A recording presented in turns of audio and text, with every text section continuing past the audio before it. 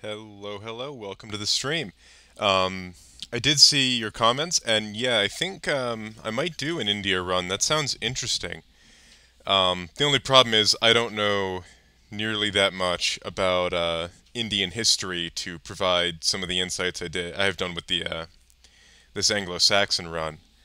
But I'm doing well. I am feeling pretty good coming into the end of the weekend, and I am shooting to conquer the rest of the Empire, Britannia, tonight. So that's my goal. Unite the British Isles completely under my benevolent dictatorship.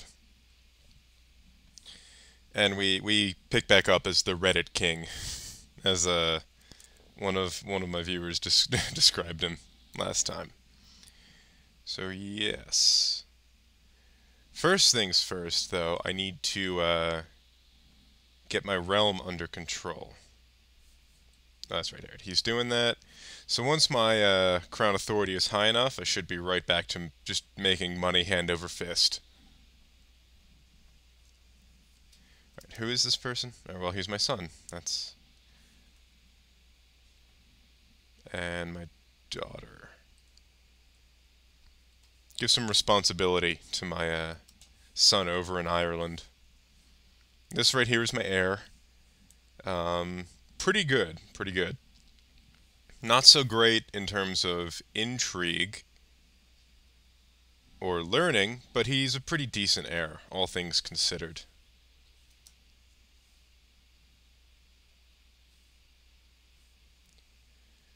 Also should create this. I'll create the Kingdom of Wales shortly once I have the money.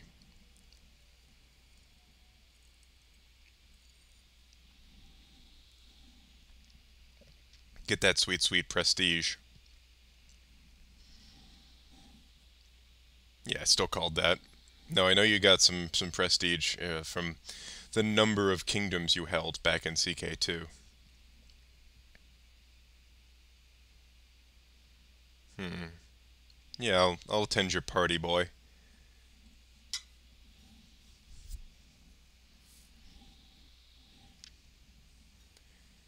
Alright, next month should be able to... There we go.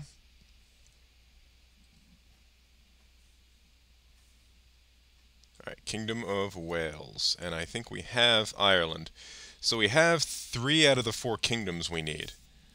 Need to finish the conquest of Ireland and eat a bit of Scotland. And then we should be able to form the Empire and conquer the rest with the de jure claims.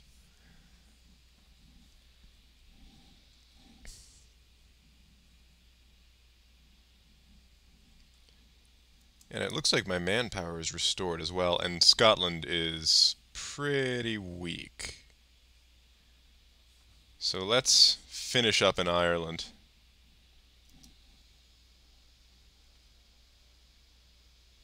Ooh, that sounds like fun. I know the closest you can get to that in Europe would be the insular Celts allow you to do the whole polygamy thing.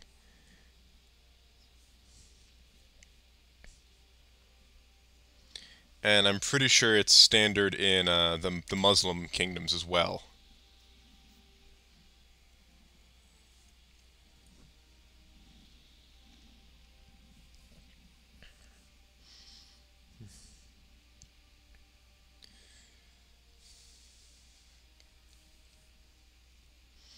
This war shouldn't be too much trouble. The Scotsmen are much weaker than me. Also, what's going on? Oh, my son's spouse died. That's an easier fix than my son dying. Let's find him a wife. I think you're required to do that in Crusader Kings at least once.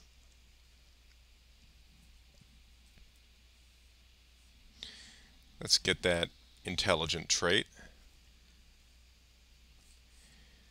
My first Crusader Kings go round was Noob Island. Back in Crusader Kings 1, Ireland was affectionately known as Noob Ireland.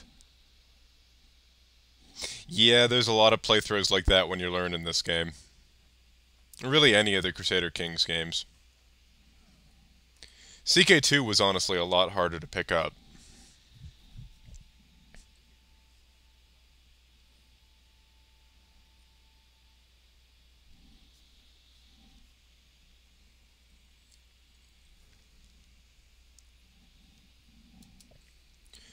Granted, I got into CK2 much later in the development cycle.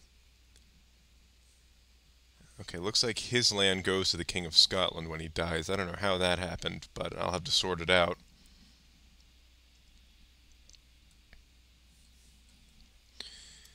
Let me also take care of Iceland here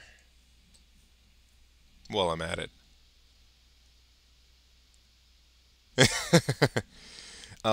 There was oh, who was it? There's a YouTuber I enjoy who did all traits, like all positive traits active at once. Turbo Chad.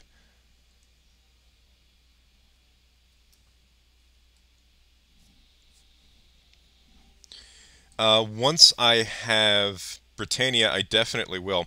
I think what I will do is once I've conquered the British Isles fully, I will like Uno reverse card the Norsemen and conquer all of the North Sea.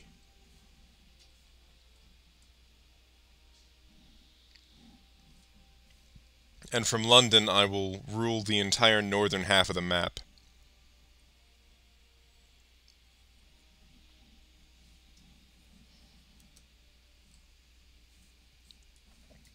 Definitely want to split this and deal with these guys. But this is the last Norse kingdom in in Britain that I'm dealing with right now.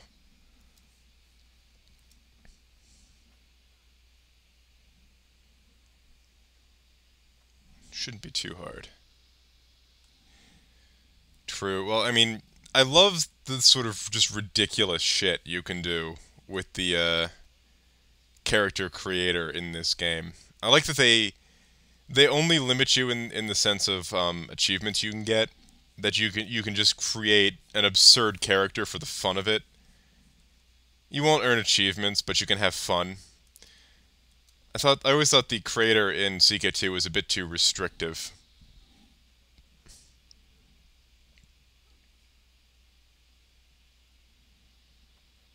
I mean, there were mods that fixed that. There always are. But I think it did restrict you a bit too much. Because sometimes you just want to do something stupid and have fun.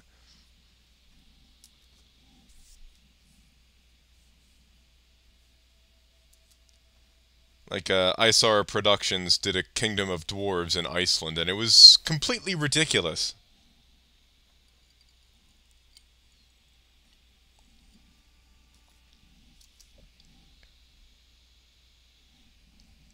Nice. Just create a land of giants. Alright, do we have any other sons? How did this happen?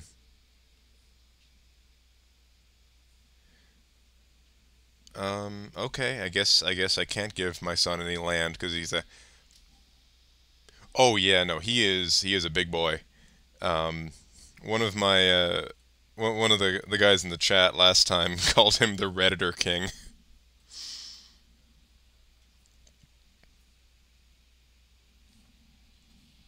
All right, let's give him a county up there. Only got one left to take over in Ireland. And I will also fabricate a claim on the Isle of Man. Just kind of forcing the Scots into a position where they are always going to be on the defense, because I can come at them from any angle. I did, actually. I did last time to make him look goofier.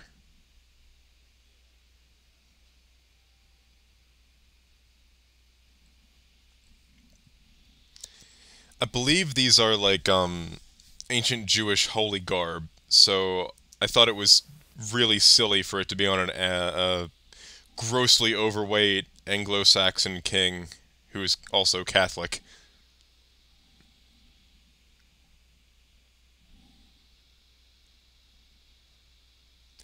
I know you can get nudist as if you like do your own religious reforms.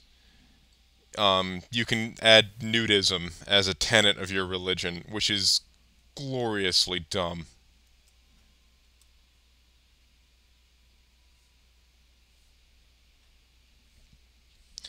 I'm somebody who really likes stupid things so long as they revel wholeheartedly in their own stupidity.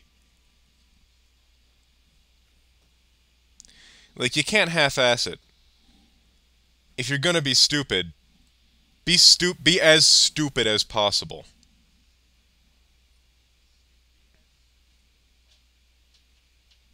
Let's burn a witch. Oh, it really is. I'm only recently learning the sheer power of this province.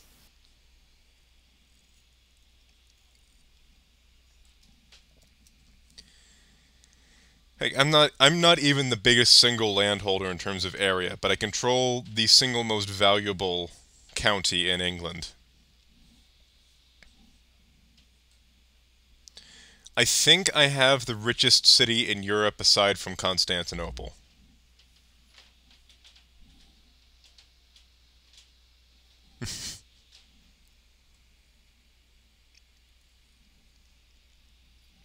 I also didn't realize before this playthrough just how powerful the manor houses were.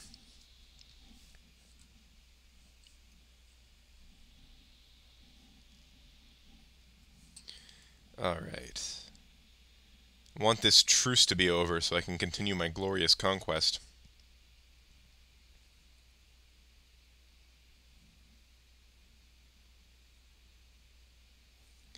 Yeah, the King of Scotland is super weak right now, so this is going to be easy. And once I have an unassailable position in Britain to strike from, it'll be real easy to invade across the sea and start devouring the Nordic kingdoms. Um, I don't know. It is Paradox AI, so probably.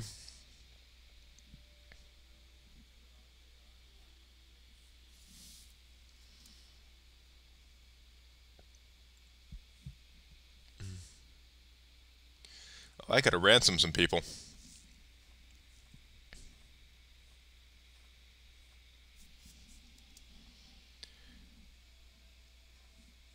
I find the AI movement in wars to be really, really weird, usually. Alright, my daughter is of age. Let's see if she can get me any alliances. I gotcha.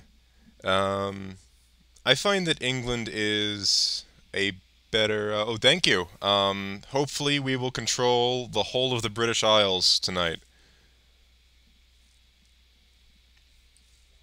Alright, who can you get me as an ally? King of Bohemia? He's pretty far away, though. I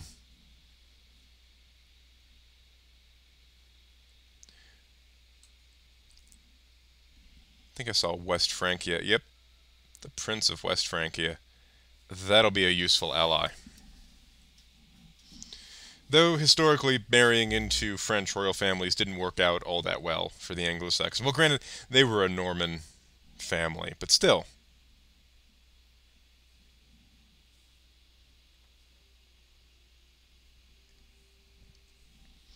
God, you just make money so fast with these castles set up this way.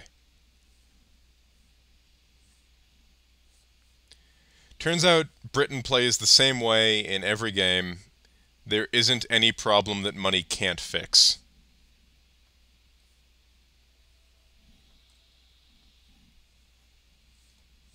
But I find that Britain is a really good striking point for the rest of the North Sea. Because you still have to deal with continental neighbors if you're playing as one of the Nordic kingdoms.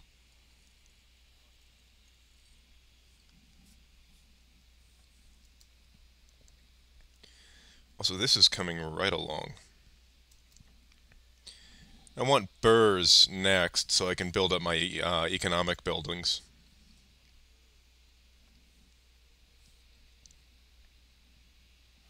Yeah, so then I can get the duchy buildings.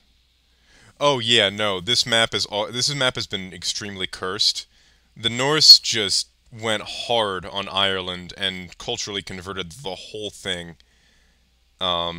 So Ireland is kill. The rest of Europe looks pretty disgusting. Earlier in the run, the Khazars were fucking huge. Um, yeah, I've noticed that. They are not anywhere near as powerful as they used to be. Islam is not looking all that good because the Byzantines have been unstoppable. France has been split since the start, and Asturias was looking pretty good, but it split into constituent kingdoms pretty recently.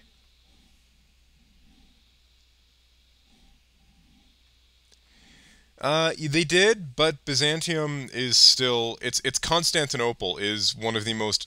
I think it's one of the only cities that comes with this number of building spots, and you get the Theodosian walls. So historically, it was the most powerful city in the world, and they do a decent job of reflecting that.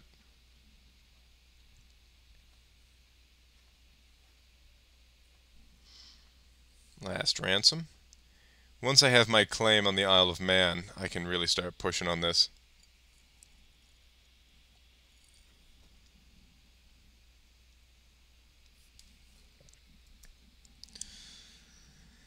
So the main problem with my character is that he is obese, and as such he has a severe health penalty. Luckily my heir is pretty good. Um, Same cannot be said of his son. Pretty average. I actually didn't hear how they nerfed the Byzantines in the most recent patch. I can do that. Probably should. I think it's hilarious that this is an option in this game.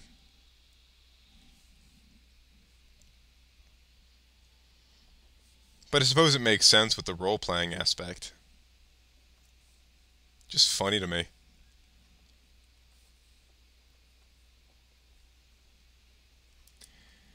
I've got pretty much all of my holdings upgraded to castles too, so this is I have 12,000 men just from these provinces basically.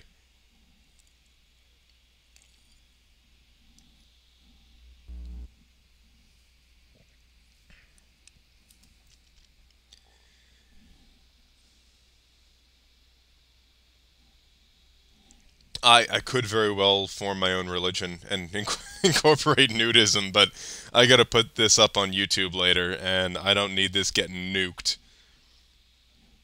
Oh yeah, I'm making about 50 a turn, or 50 a month. Also, the Crusades have started. Interesting. I wonder why.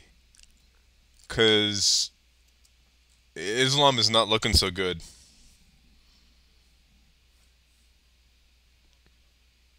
Oh shit, the Byzantines have already taken back southern Italy.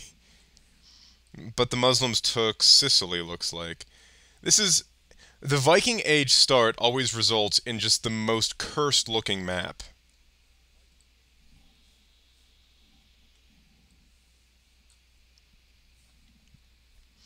Alright, should be able to do this.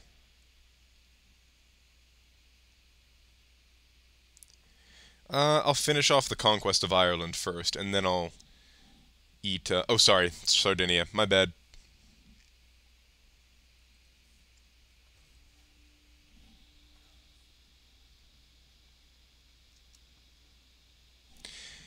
Scandinavian elective is not a government system I have a whole lot of experience with.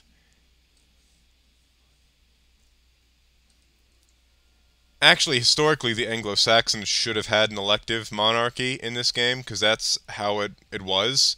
Granted, it was a monarchy that was almost always, they almost always stuck with the same dynasty. It was, you had to really piss off the Wittengemot to get your dynasty ousted.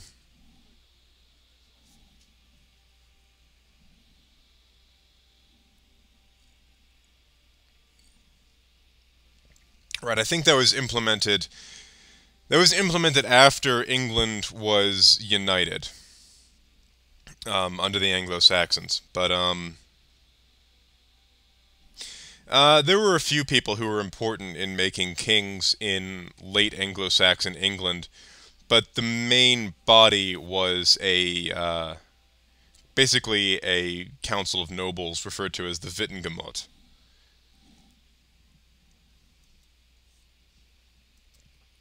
All right, and I lost that battle, but it's okay. We'll BTFO these Scotsmen soon.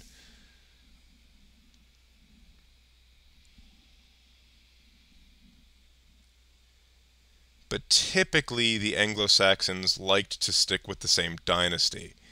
That said, it didn't matter as much who won an Anglo-Saxon England as it mattered elsewhere, because given the sort of cultural, sort of proto-liberalism of the Anglo-Saxons, the king was fairly limited in what he could get away with. It's the Normans learned it the hard way when they really overstepped their bounds much later during the Plantagenet dynasty, and the sort of cultural desire for freedom that the Anglo-Saxons had died very hard. It took a long time and a concerted effort on the part of the Normans, but they still couldn't get rid of it.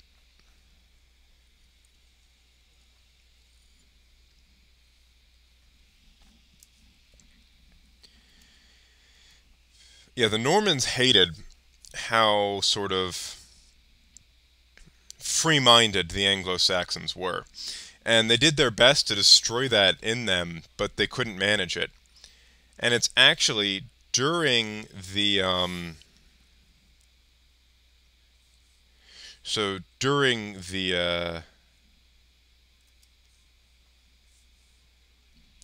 the Norman invasion is when King Arthur goes from being just a Welsh figure or a Celtic figure to being an English figure too.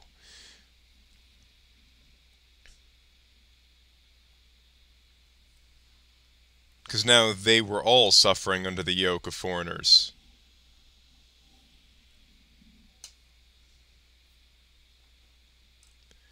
Alright, just gotta retake the county. And oh, he formed an alliance. That's not good. Gotta end this war fast.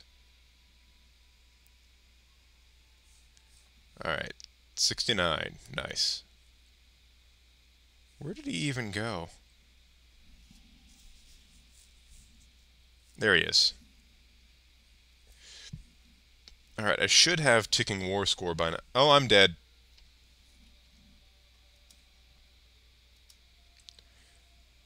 Wait, what the fuck happened here?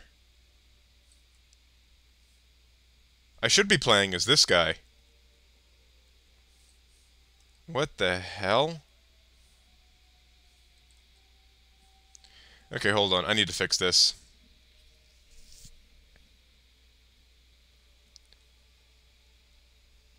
How... How did this even happen?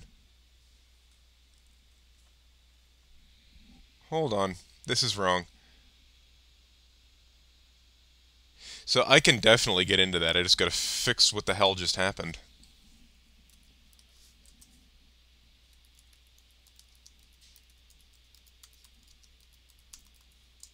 I don't know why...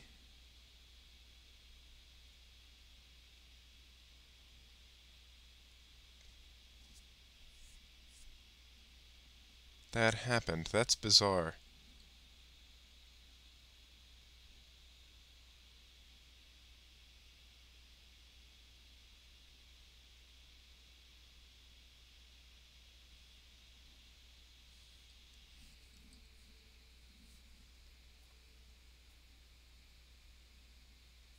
Hmm.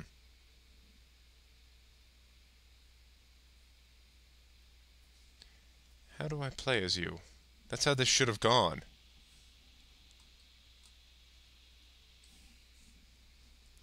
Alright, I need to deal with this.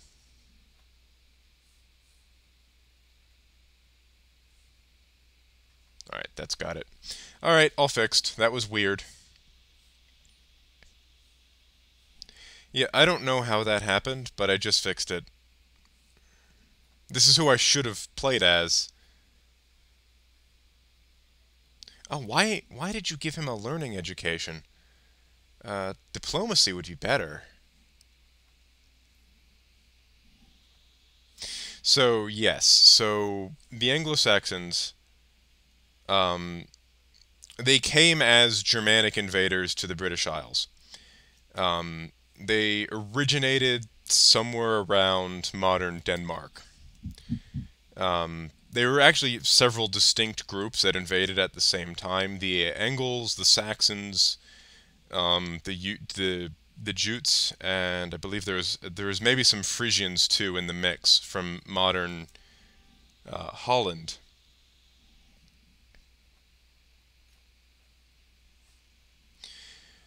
How they arrived in England is a matter of some debate.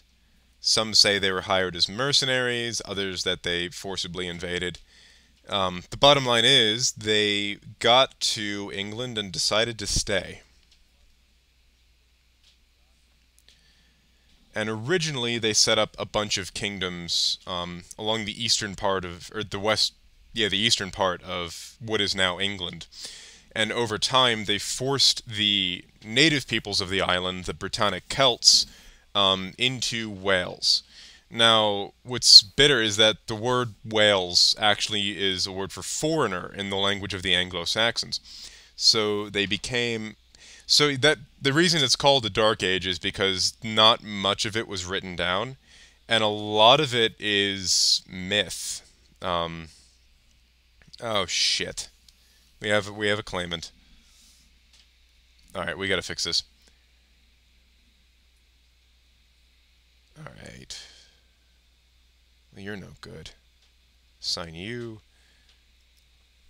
It's because I am missing a bunch of dudes. Alright, that should help. Alright, he's still powerful, but not as powerful as he was. Yeah, so the initial Saxon invasion was a little weird.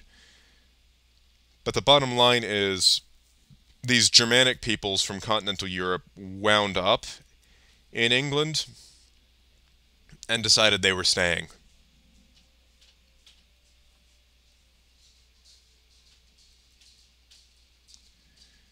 Let's try to sway her.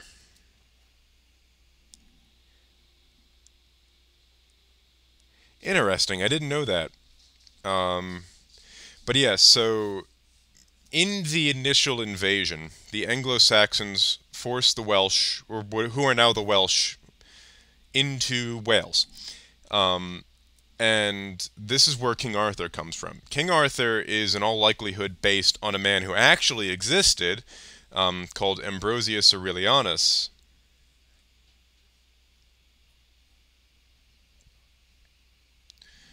who is a Gallo-Roman, that is a Romanized Britain. Also, I'm going to lower Crown Authority.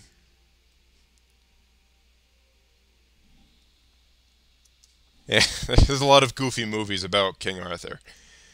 But he is, at least to a degree, based on a historical figure who, Ambrosius Aurelianus, won the Battle of Mons Badonicus, or the Battle of Baden Hill.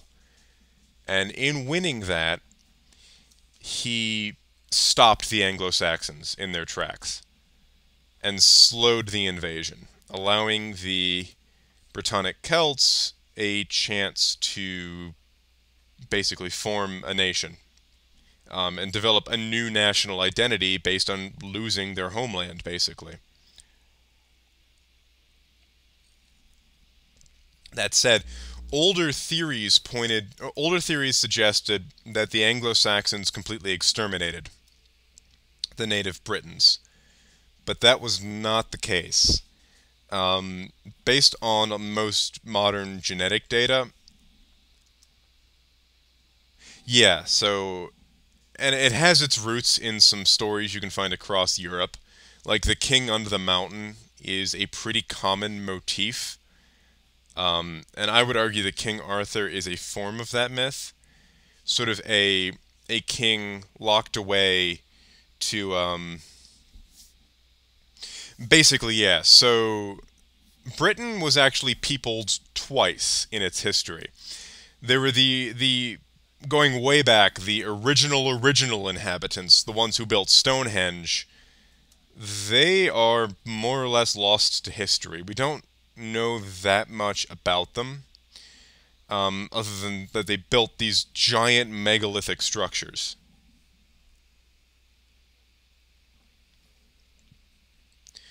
Um, but they were eventually replaced by the Celts, who are sort of what were the earliest in terms of modern history natives of Britain.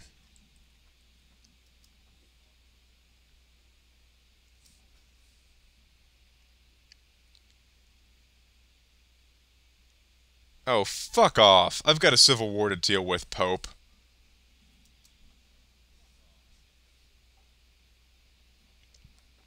Can't afford excursions to the Middle East.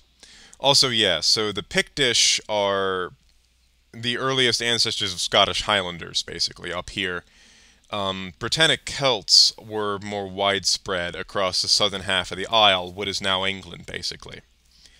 And those are the ones who the Romans fought against quite frequently. That's Queen Boudica was a Britannic Celt, an ancestor to the modern Welsh.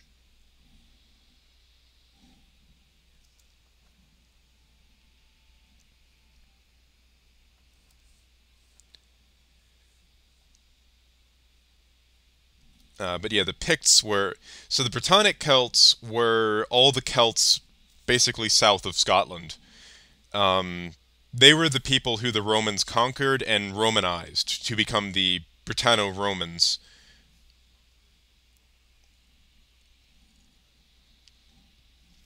And yes, and now they are the Welsh, Cornish, and Bretons. Breton being meaning this part of France. These people are actually Celts, despite being part of France. Unfortunately, their language is dying out faster than a lot of other Celtic languages. Um, Celtic is a difficult language to preserve because it's not particularly widely spoken.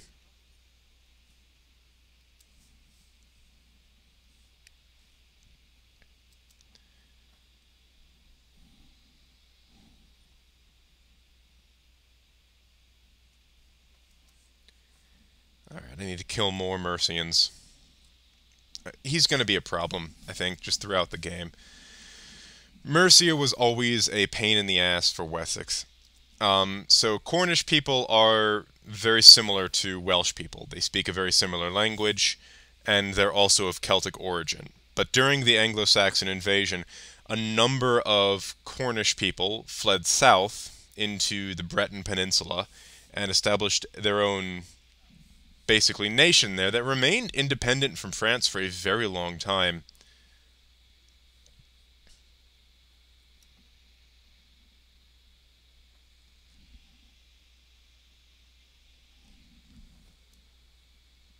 What's going on? Did I just die? Fuck! Alright, that was RNGesus shitting on me.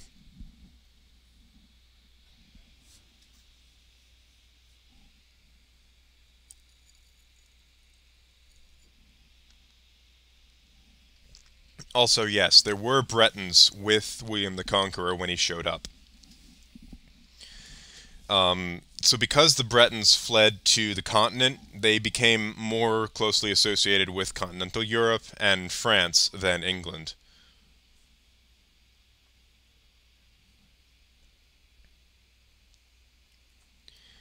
Alright, I need a better spy master. I think that was what happened. Also, that is very good to hear. I was concerned that their language would be wiped out, just from lack of living speakers. I mean, the English did a number on the Irish to the point where even though the language is taught in schools, if you go to Ireland, almost everyone's going to be speaking English.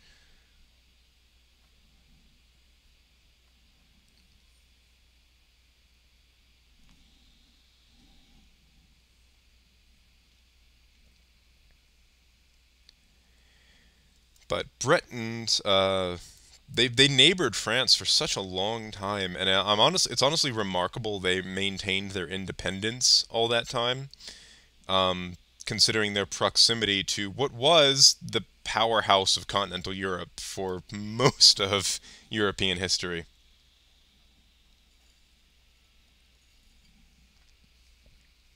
It's unfortunate. The Celtic languages are downright beautiful, and the culture and mythology of the Celtic peoples is fascinating.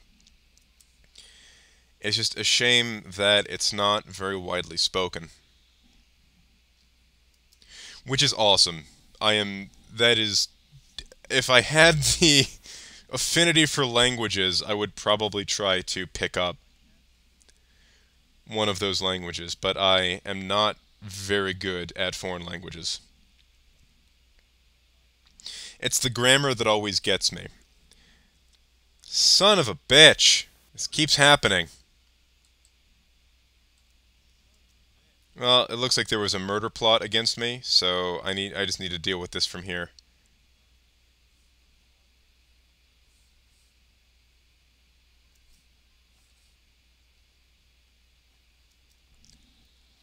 Yes, someone did not like me, but they'll pay for that.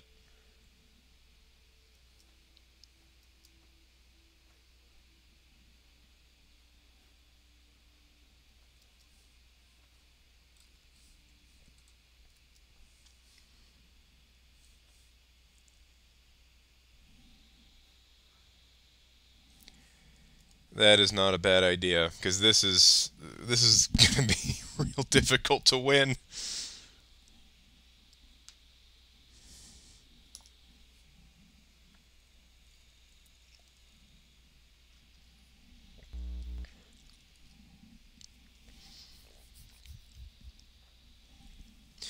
But yeah, I've tried learning a few different languages. The only one I ever had any real affinity for was Russian, but that got canceled due to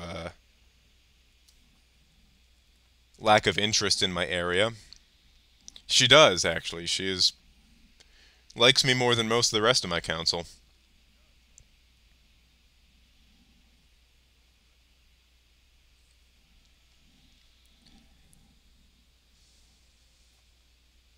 Oh, my second son's a genius. This is good.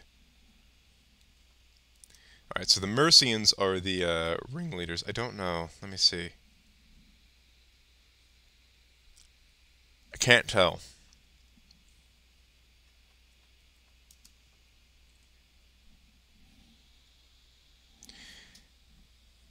We'll figure it out.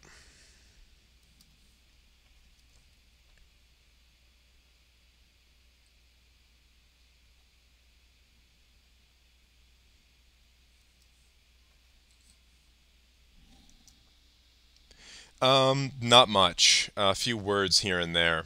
But it's been years since I took it. They had to cancel the classes due to lack of interest.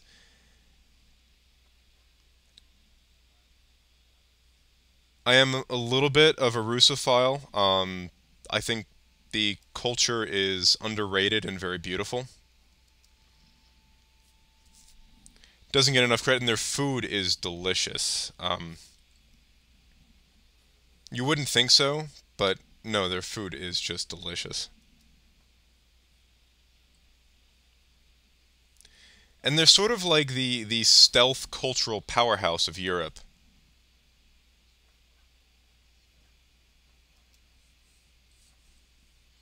That said, they easily have the most depressing son of a gun. This keeps fucking happening. Oh well, at least this time I am sort of winning the war.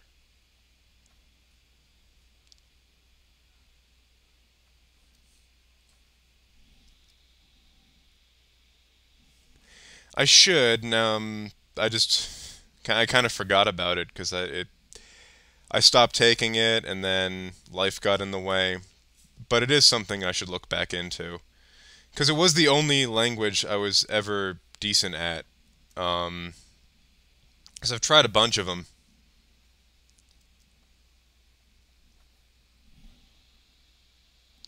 I mean, that is true. That is true.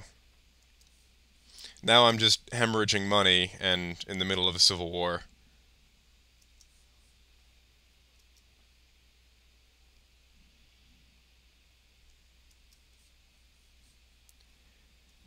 But we'll get through it. I know, the way the AI makes war in this game is fucking infuriating.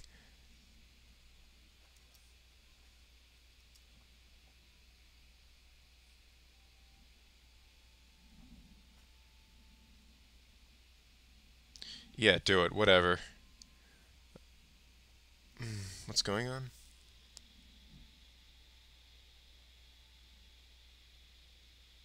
Yeah, let's be vengeful. We're gonna need that trait because we're gonna have to avenge our father.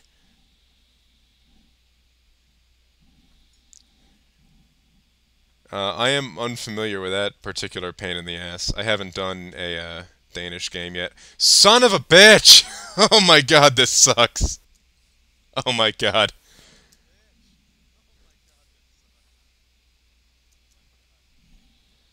Uh,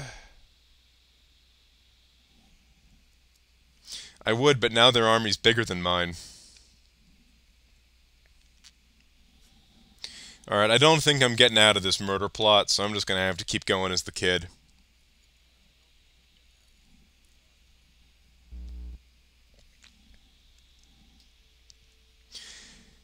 But this is a pain in the ass situation I've arrived at.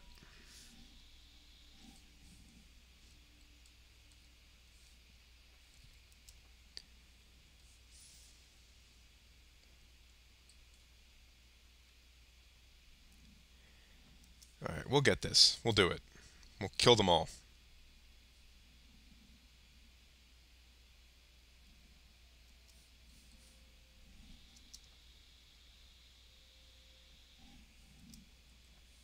Wait, do they not have a leader? Oh, well that might be why. Yeah, let's go with you. I know, this is ridiculous. It's because London has such a high supply limit that none of the rest of the country has. All of these tiny armies are pissing me off.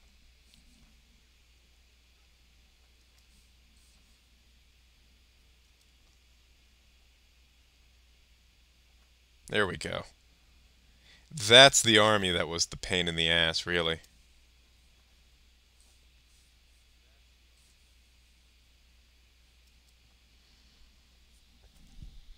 Alright, let's siege these dickheads down.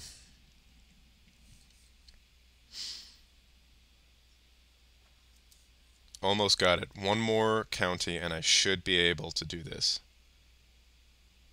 Oh, but they're gonna take that one. Of course they are.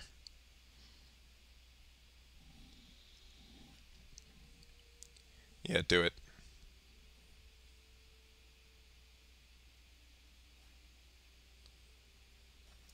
There we go. Alright. Alright, now you, dickhead.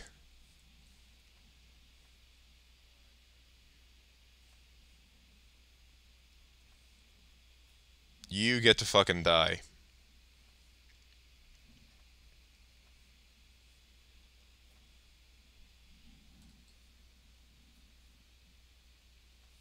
You die. You die. And you die. I don't fuck around.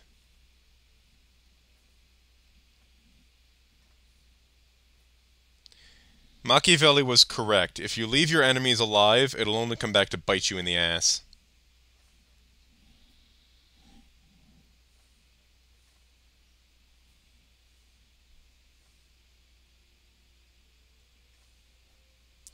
I don't even care about the tyranny at this point. I'm just pissed.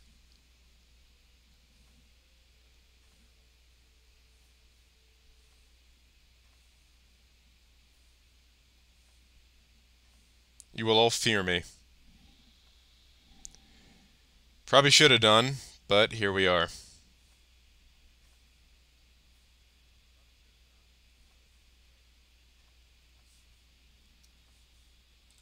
That's what you get when you fuck with me.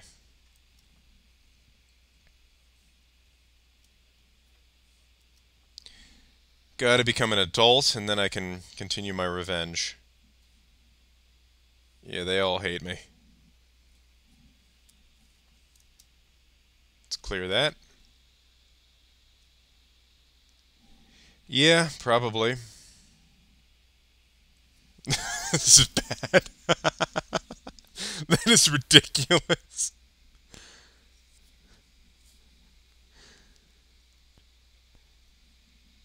Look, I was just executing people who rebelled against me.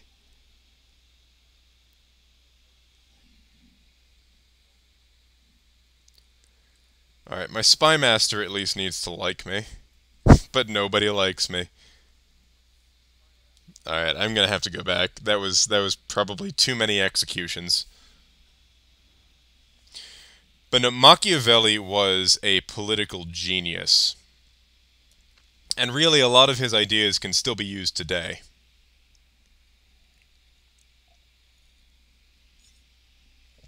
Granted, Machiavellian is a bit like the term Orwellian, because people throw it around all the fucking time without actually understanding what it means.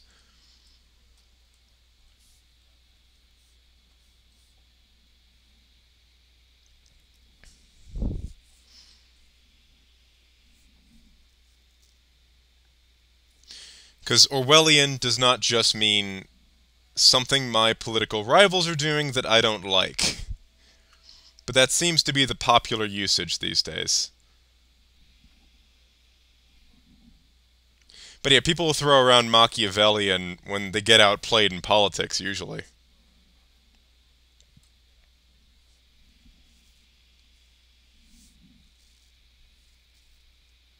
Just means somebody else is better at being a bastard than they are.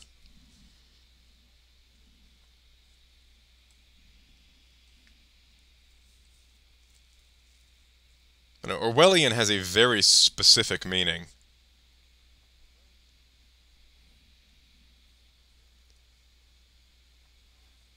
That is very often bastardized by people who don't know what the hell they're talking about.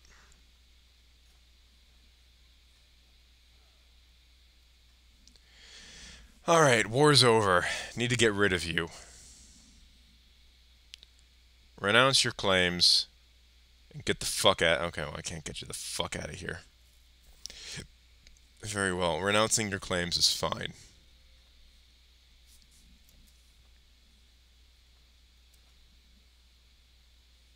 The fuck out of here, dick.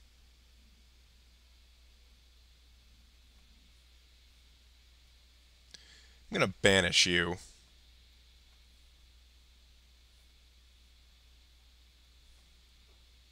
And I'll banish you. The hell out of here.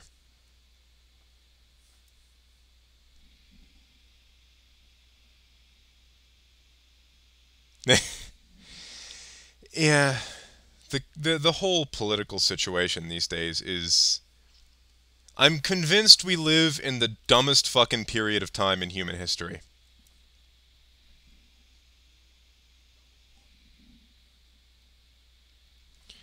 Everything is beyond stupid these days.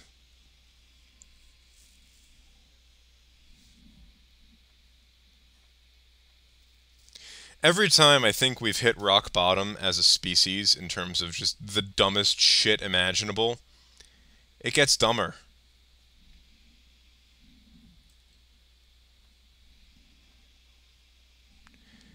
Arguably, yeah. Without a serious rival. Well, we're kind of getting a new one in the form of China, but God only knows how that's going to shake out.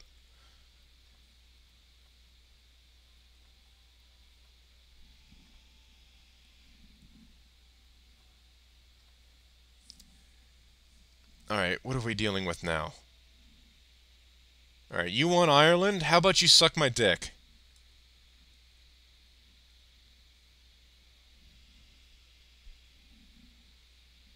Any of you I can sway?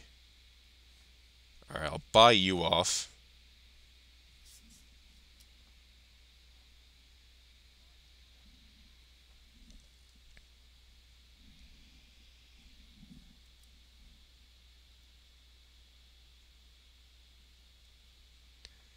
I need a friend in Ireland, so let's do this.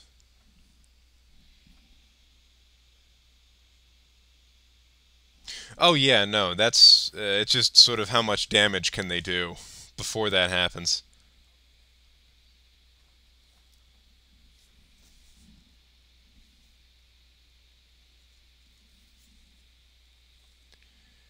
All right. You are a real pain in my ass, lady.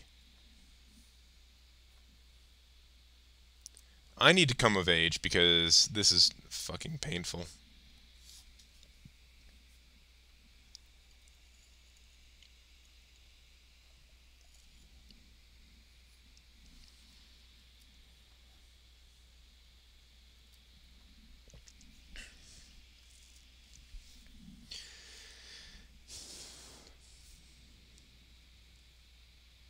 No, fuck off. Why are you helping Frank, you dicks?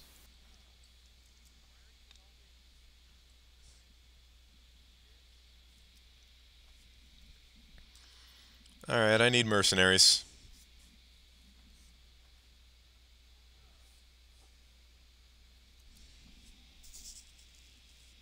Oh, I know, that's why I can't afford to lose this. Alright, you're in my dungeon now. I don't even care, I'm just throwing people in the fucking dungeons. There we go, caught him.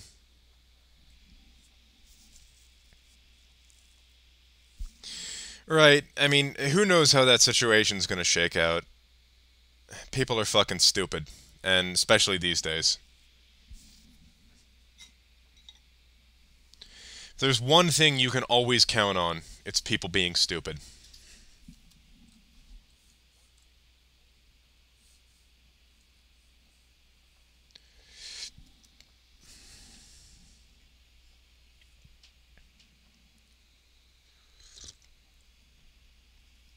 Well, I'm of age now, so there's that.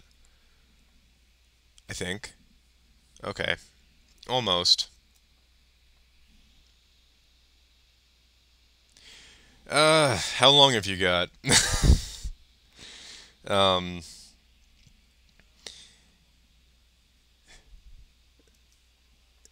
it's just, it doesn't seem like anybody knows what the fuck is going on anymore. Shit doesn't make sense anymore. And every day I read headlines where I look at them and I'm like, can anybody else see the shit that I'm seeing right now? Well, the Crusade lost. That's something.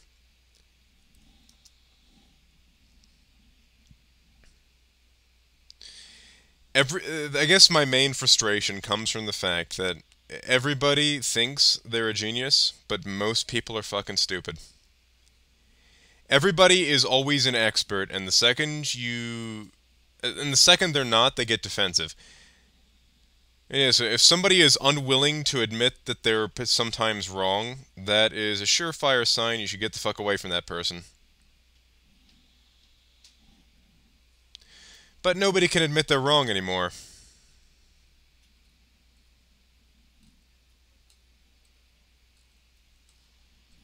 It's not a sign of weakness, it means you'll learn something new, you fuckwit. And the other thing is, politics has become just so fucking personal. It used to be you could have a discussion with somebody who was on the opposite end of the political spectrum from you, and you would remain friends after the fact. That doesn't feel like it's an option anymore because the second you disagree with somebody on one political issue, then you're Hitler Stalin Nazi, and you're the worst thing that's ever been.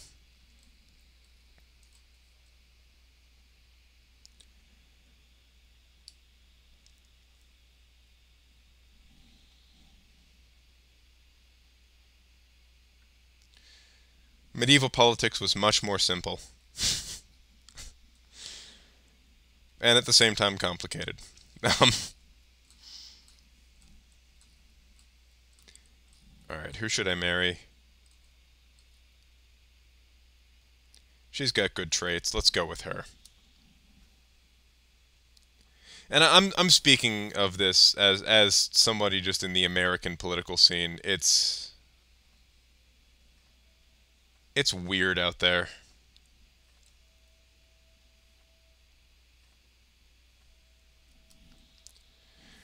I've known people who have broken up with significant others because of political disagreements. And I can understand maybe a little bit of that if you're like diametrically opposed to one another, but it's usually not that. It's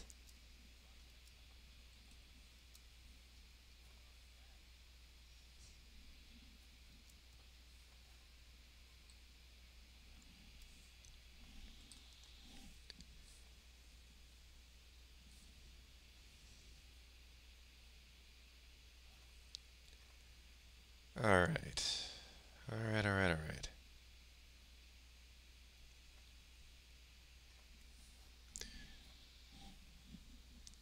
Like when you get to the point where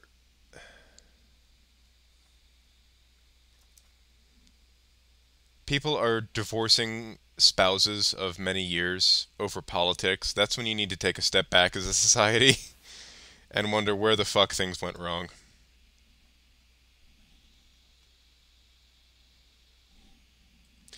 Yeah, and I mean, a large part of this problem, at least in the US, is politicians are beyond useless and don't fucking do what they're supposed to do.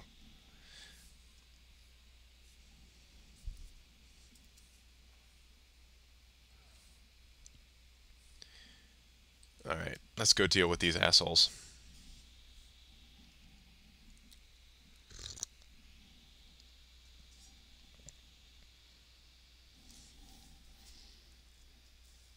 Yeah, no, the whole equality as a term has been warped beyond any and all recognition.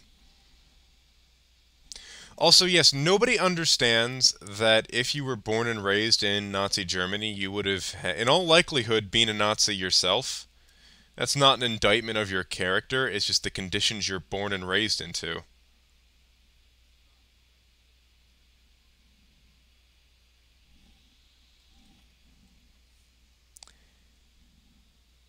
This is not going to be the end. I refuse to let this be the end.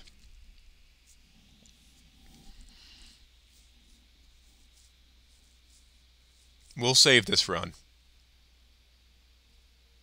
Also, that is entirely true. What equality means has changed over time.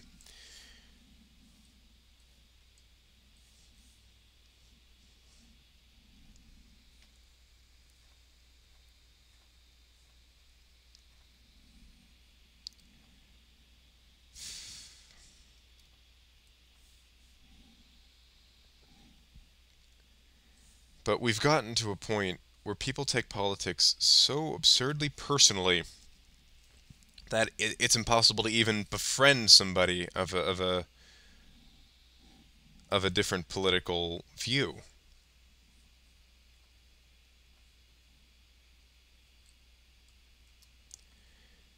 And that's when you know you're in trouble as a society because that's when weird shit starts happening. Yeah, the nuance is dead. The idea that there might be some moral complexity to an issue is gone.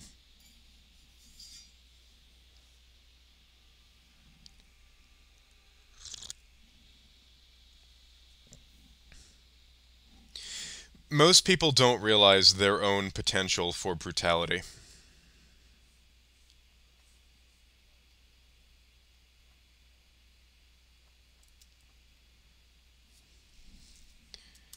Alright. Oh, I don't have anybody in my council, and that's kind of hurting me.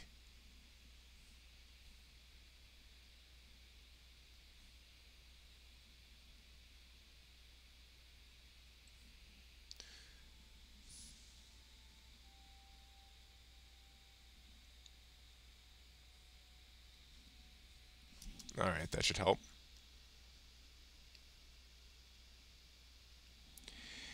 Yeah, it's a weird time to be here, that's for fucking sure.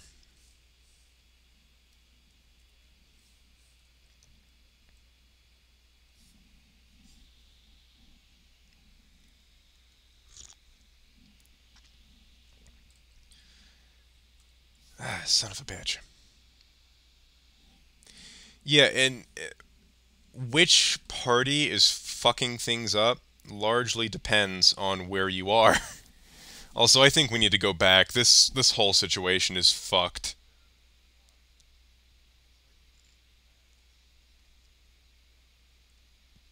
Not unlike the situation politically in the US in particular these days.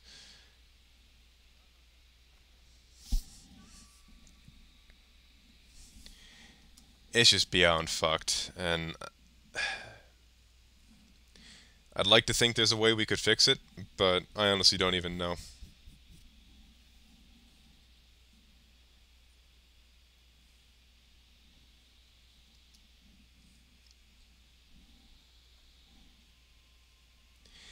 I was too young to really get any, so we're just going back to an old save and figuring this out.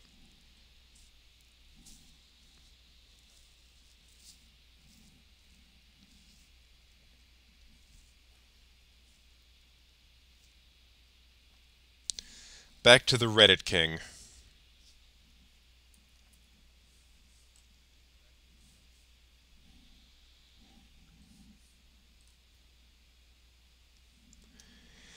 All right, let's nuke the Scots.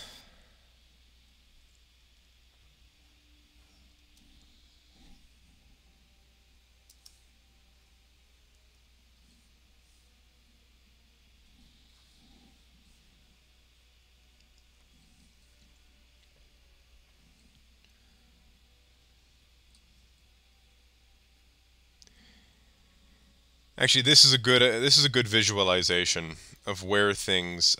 So after Britannia, I'm gonna try to conquer the rest of the North Sea, so Scandinavia and Iceland. But this is a good visualization of where the political situation is in America. You can show two different people the same exact thing and then ask them what happened, and they'll give you completely different answers based on their politics. Objective reality has been dead for a while. It's just a lot of people are waking up to realize that.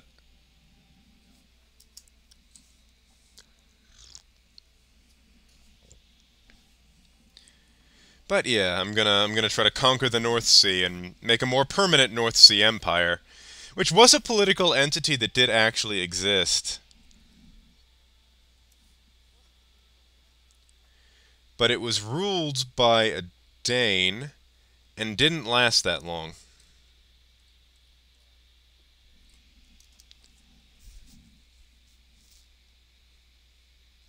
Sort of reverse Uno carding the where we started this run. We started off fighting off a Viking invasion, and we're going to end by being the invaders.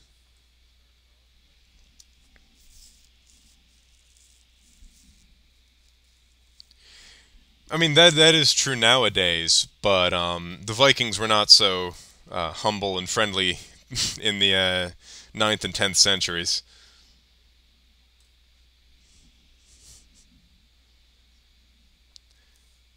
Because we started this run by kicking the shit out of.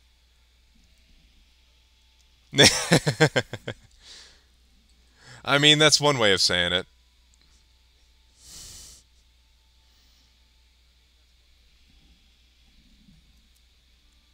That's got it.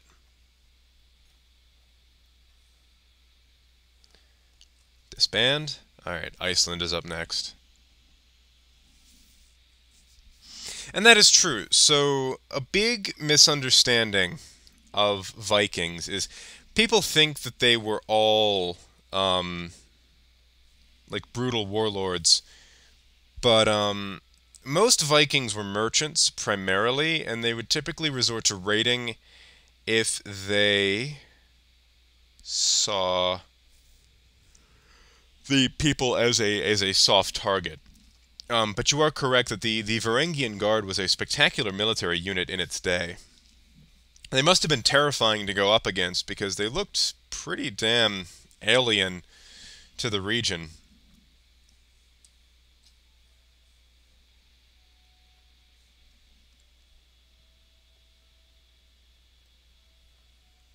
All right. So let's see if we can be better at losing weight this time, and hopefully make this king last a little while longer.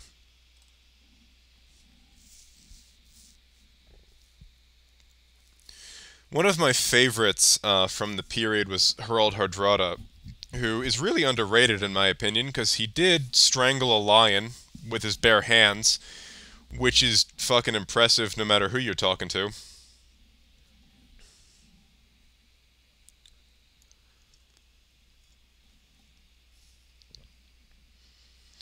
He was imprisoned for, quote, defiling a noble woman, and he was thrown into a lion's pit,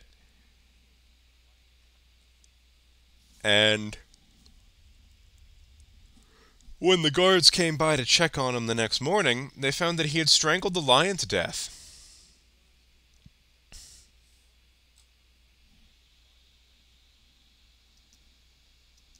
I have heard about that. Um, Also, yeah, but the other thing is, in terms of their physical appearance, your average Viking would have stood about a head taller than your average, like, Greek or Arab or Armenian, as well as having very pale skin, typically lighter colored hair and eyes. They would have looked bizarre to people who were used to everybody being uh, relatively short. Well, they had, tall and short is always a relative thing. Um, Also, yeah, Harald Hardrada was a fascinating guy, but the Vikings were on average taller than anybody living in the Byzantine Empire. So they were taller and they looked very weird compared to what you were used to. Add on to the fact that they had this almost desire to die in battle. And you've got a pretty terrifying guy to have to stand up against.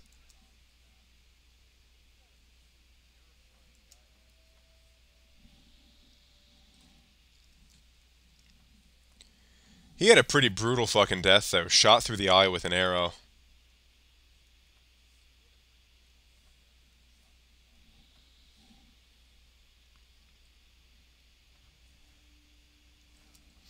I don't think the Flemish really need my help on this one,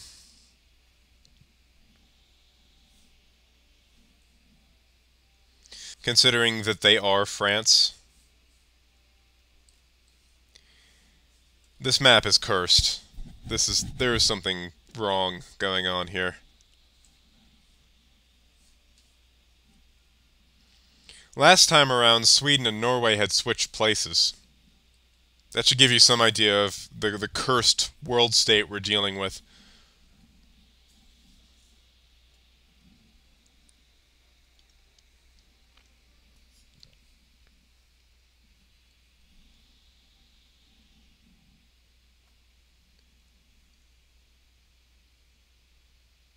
Easy peasy. And once I have driven the Icelandics out,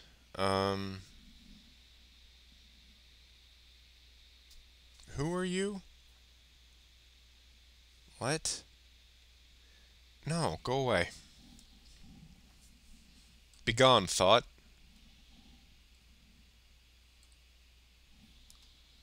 Need to be on Anglo-Saxon thought patrol.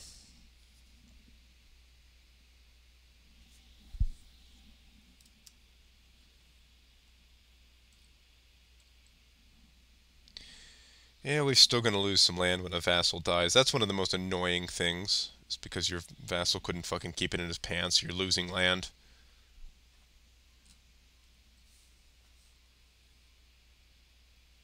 There we go.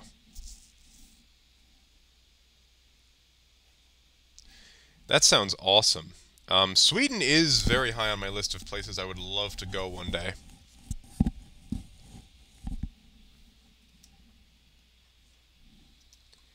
I've been around a good chunk of Europe, but I haven't been further north than Ireland.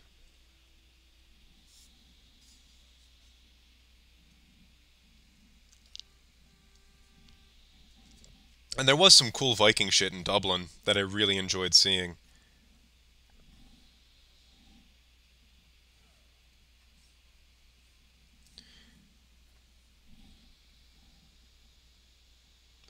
I bet I would.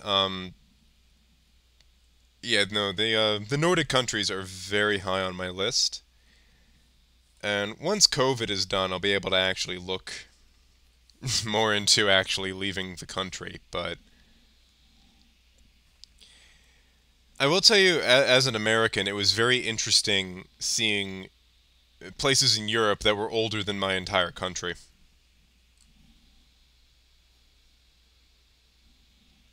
Yes, there is a historical record of somebody dual wielding, and I hope it was as badass as it sounds. Especially considering that Harald Hardrada was tall by Viking standards. Some accounts have him standing at over 7 feet tall, which is ridiculous for the time period.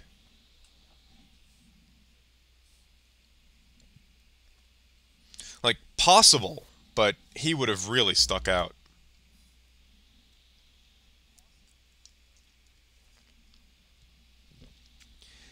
Like, something that's 300 years old is old by American standards. When I walked into Notre Dame, it was wild to me that this building stood for centuries before my country was even a twinkle in George Washington's eye. Also, it very well could have been, but the Scandinavians were then and are still now a very tall group of people. I remember when I flew out to Ireland in 2016, I took an Icelandic airline, and yeah, basically.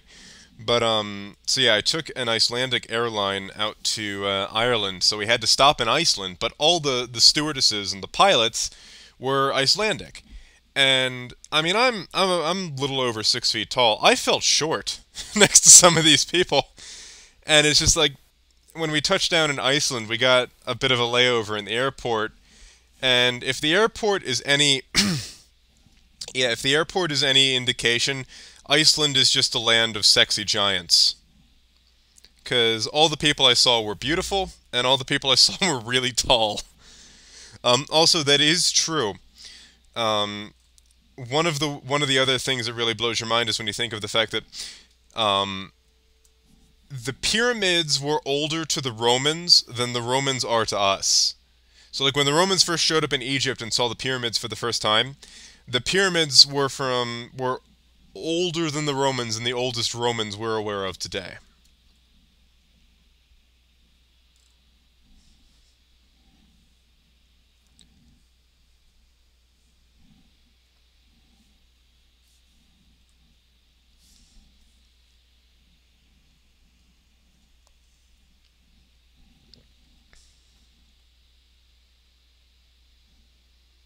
Oh yeah, especially when you consider that they basically just had pen and paper and muscle. That was all they really had back then.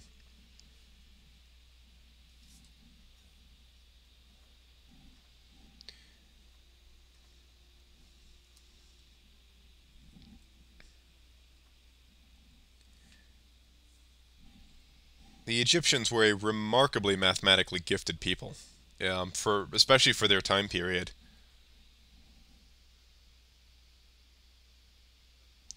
No, actually, the pyramids are roughly 5,000 years old if you go back to the oldest ones. Um, Rome's earliest founding date would have been roughly the 8th century BC. So yeah, they are. It's close, but the Roman Republic is closer to us than the Romans were to the pyramids when they arrived in Egypt.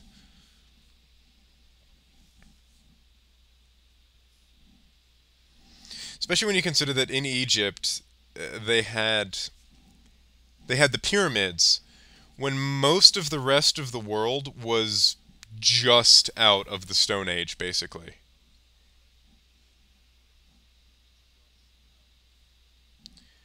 Like, if you looked at what was going on in, say, Germany at the time, it would have looked very Stone Age. They had, like, very primitive metal tools in some spaces, but some of them are. I think the most famous ones are. But if you go back to the very earliest pyramids, which would have been like the step pyramids of Djoser, which let me pull those up. So I actually Um, yeah, Stonehenge is roughly as old as the pyramids. But as I said, the pyramid builders or the Stonehenge builders are lost to history. They died out completely.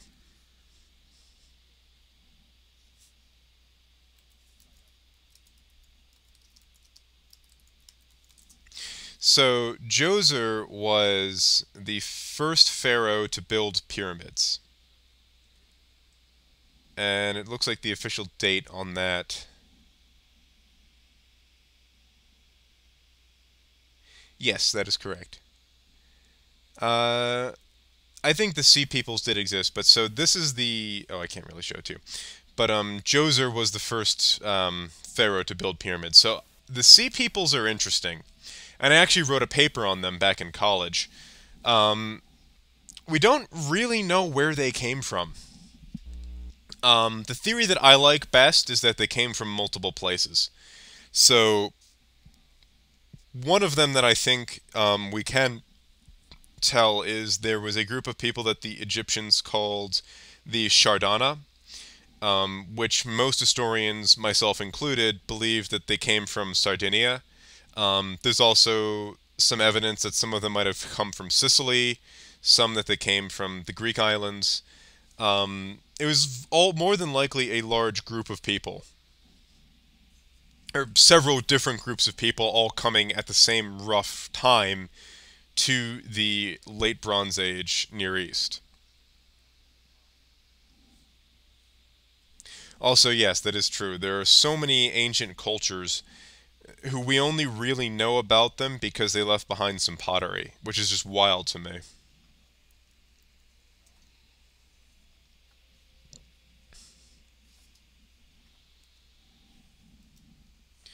But no, I did write a paper on the Sea Peoples because one of my favorite professors in college was an expert on the ancient Near East.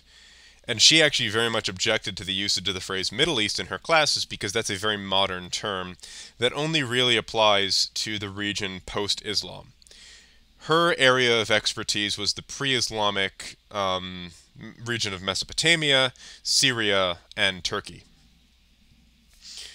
I took a and she also was very well versed in Egypt.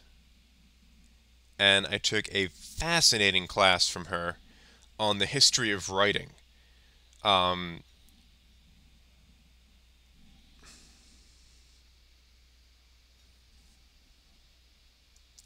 so yeah, so in the 1066 start, there are Muslims in Sicily.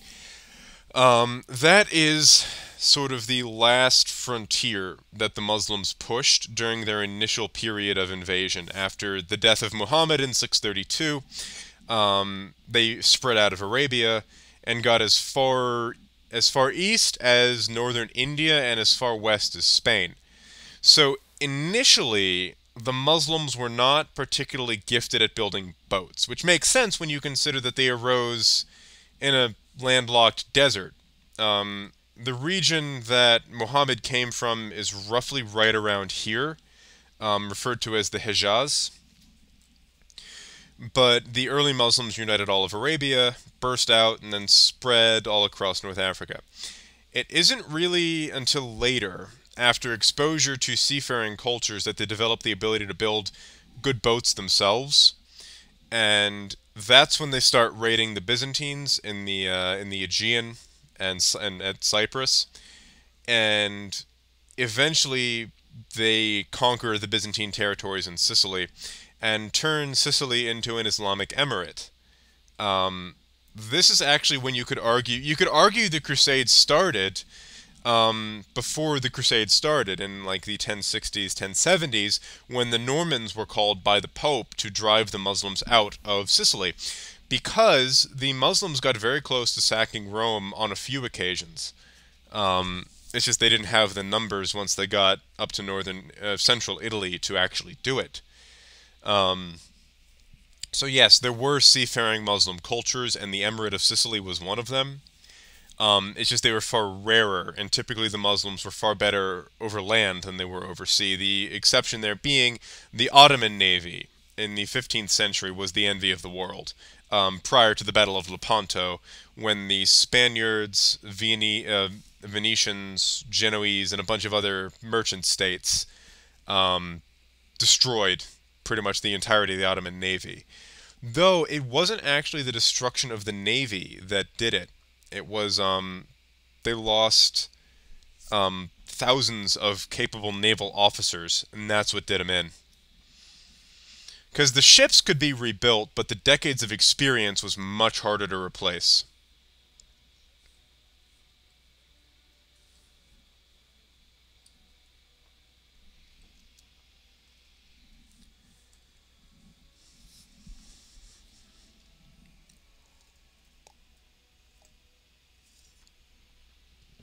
That's wonderful. My son is an incestuous weirdo. I guess I gotta cover it up. At least it doesn't require me to push a kid out of the window, a la Jaime Lannister.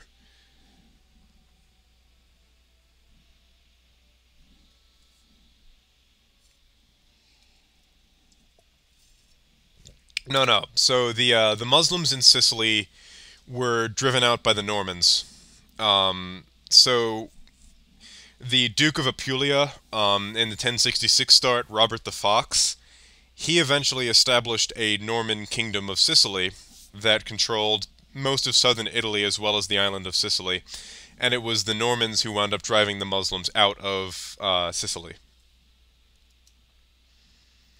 And I made this point in my last stream, where basically in the Normans, the Pope inadvertently created the perfect Christian soldiers by tying together the ferocity of the Vikings with the religious fervor of the French.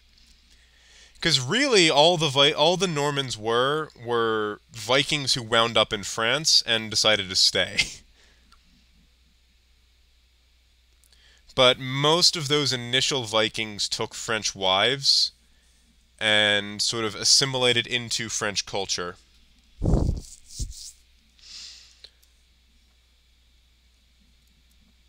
Eventually becoming what we now know as the Normans. They were essentially Vikings who learned how to speak French and adopted Christianity. Because that was part of the condition. The condition for them basically getting the land from the King of France was to convert to Christianity. It was an ingenious move on the French king's part because what he basically did was use Vikings to fight Vikings. So Normandy, the Duchy of Normandy, is established after several Viking raids on France proper, including one that got to Paris in the 10th century.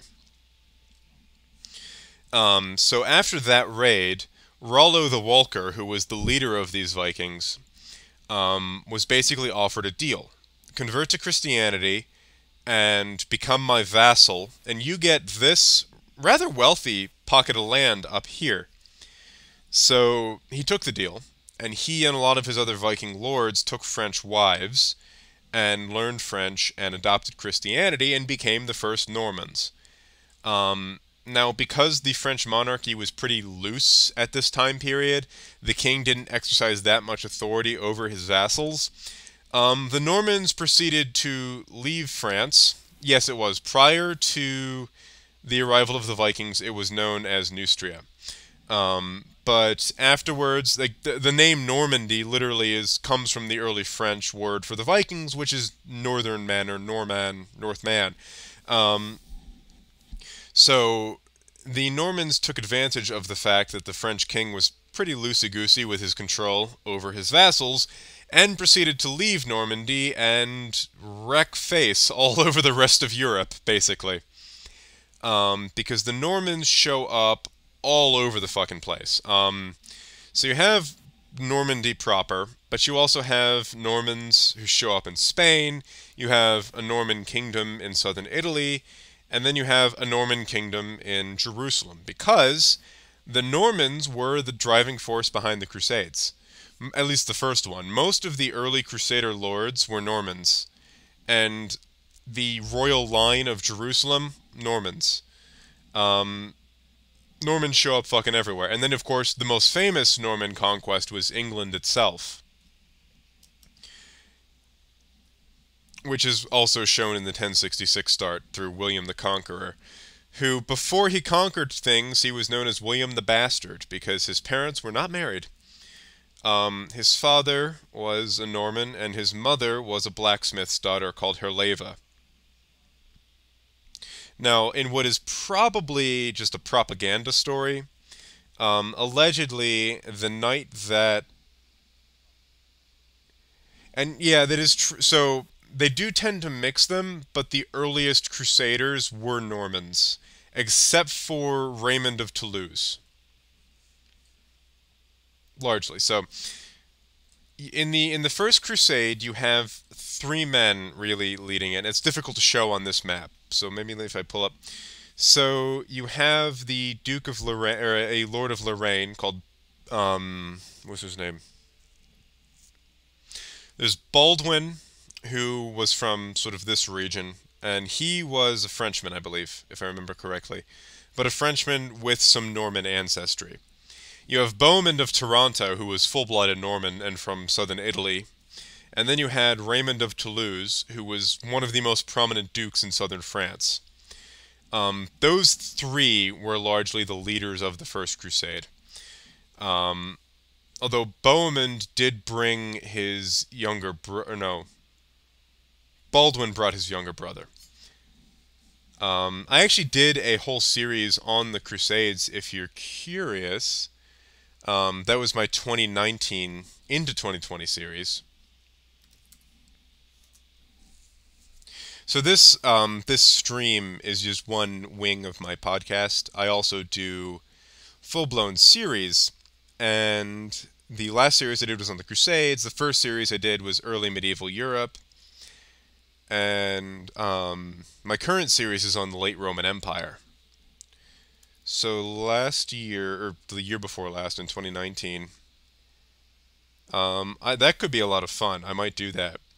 So this is the first episode of my 2019 series, which was called Between the Crescent and the Cross, and the first episode is largely a sort of primer on the Crusades, because what you need to understand about the Crusades is, I have serious issues with how the Crusades are taught these days, because a lot of people just teach it as naked Christian aggression against the Muslims, which really was not the case.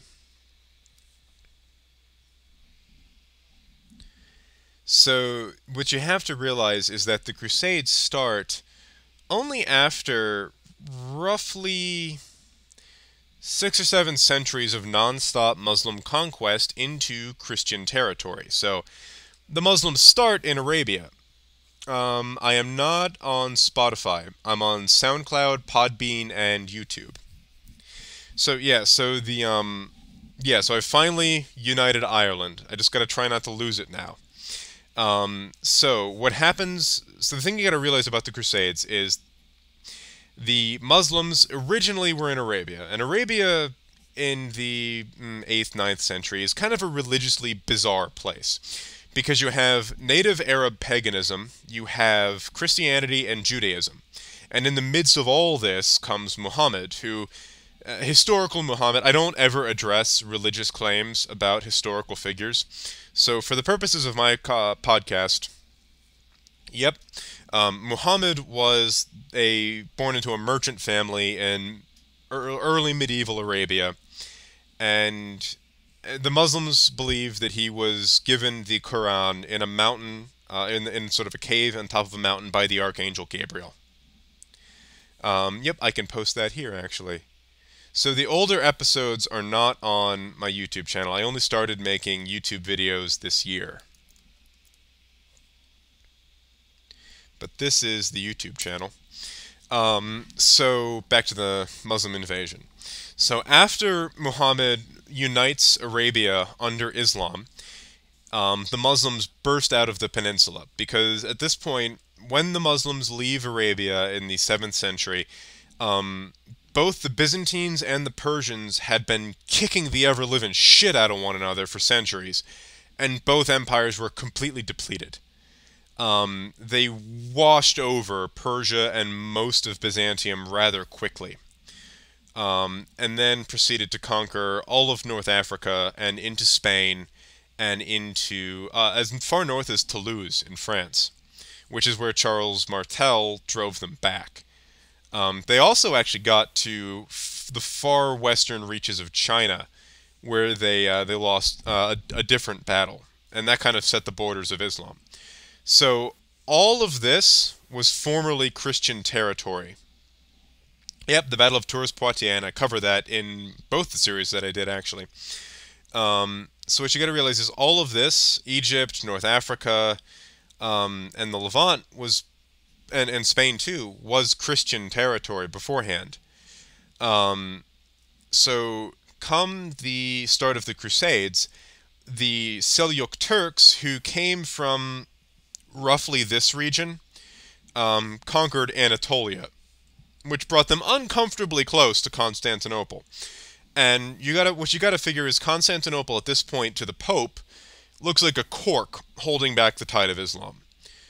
If Constantinople fell to the Muslims, there were no kingdoms between Greece and the Holy Roman Empire that would have actually stood a chance at stopping a Muslim invasion. So it was in the church's interest to aid the Byzantines in reconquering Anatolia. And that's how the Crusades start.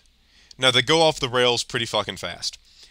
But eventually the Christians conquer a series of principalities in the Levant region. So you have the Principality of Antioch, which controls roughly this territory. You have the County of Edessa, which is, well, roughly right here.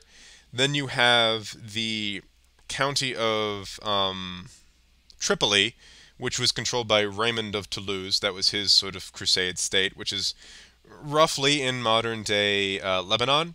And then, of course, you have the Kingdom of Jerusalem, which was the most powerful of the Crusader states. So you can really look at the Crusades as a response to what was virtually unending Muslim aggression prior to.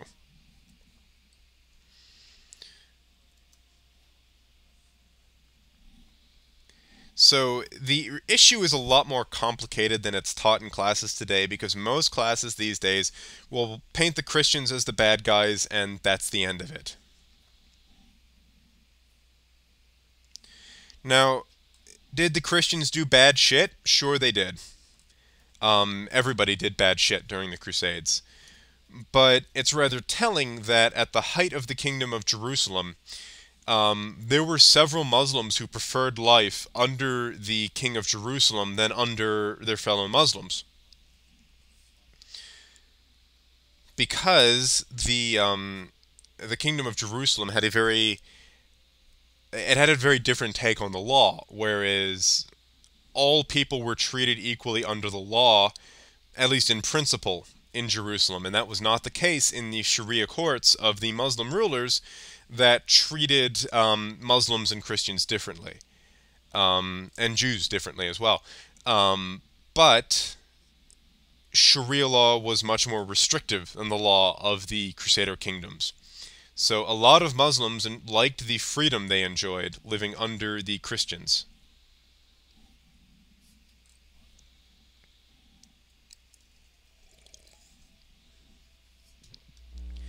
And actually, it was there. One of the things that irritates me is there seems to be this effort to paint the Crusaders as a. So that's Herodotus, who is sort of the father of history.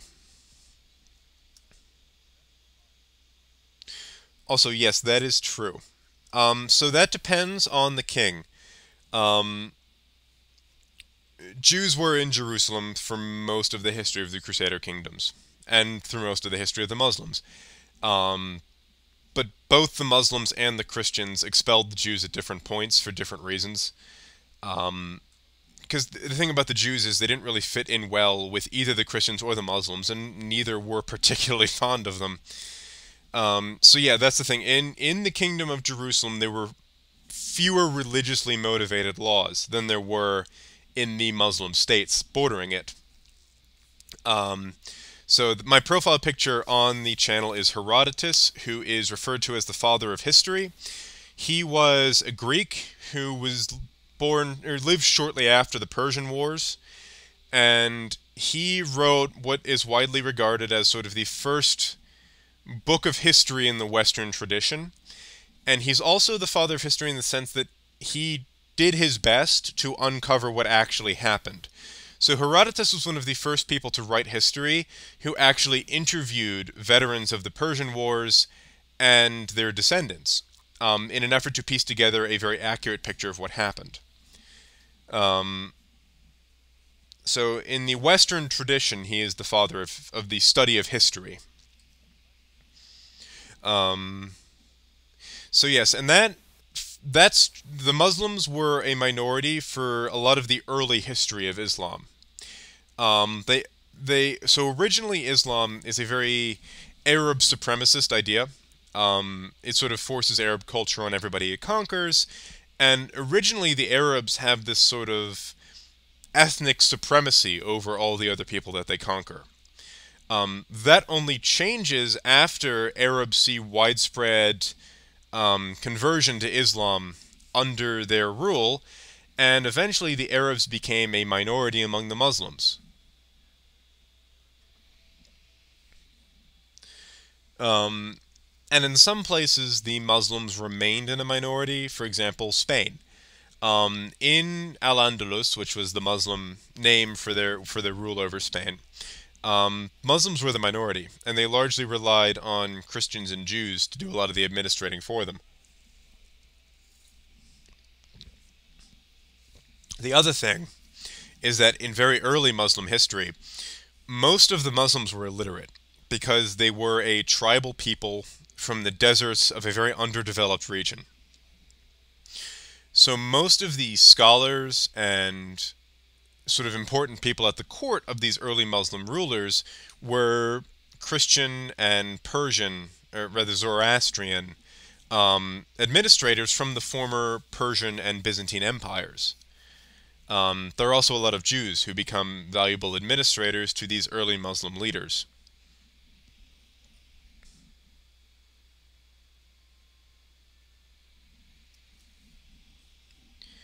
And the early history of Islam is an interesting one, and actually that is my,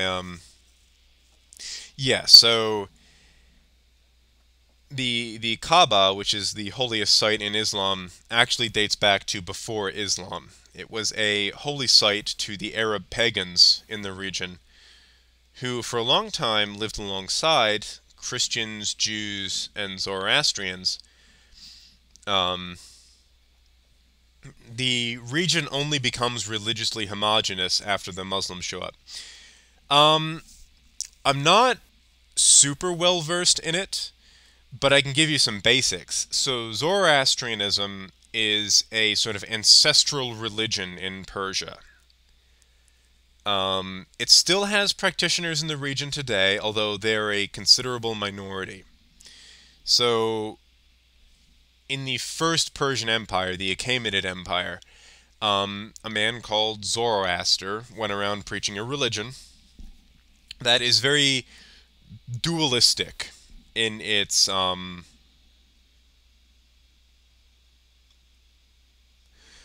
that is interesting. I didn't actually know that. So Zoroastrianism is a very dualistic religion in its origin, in its sort of cosmology.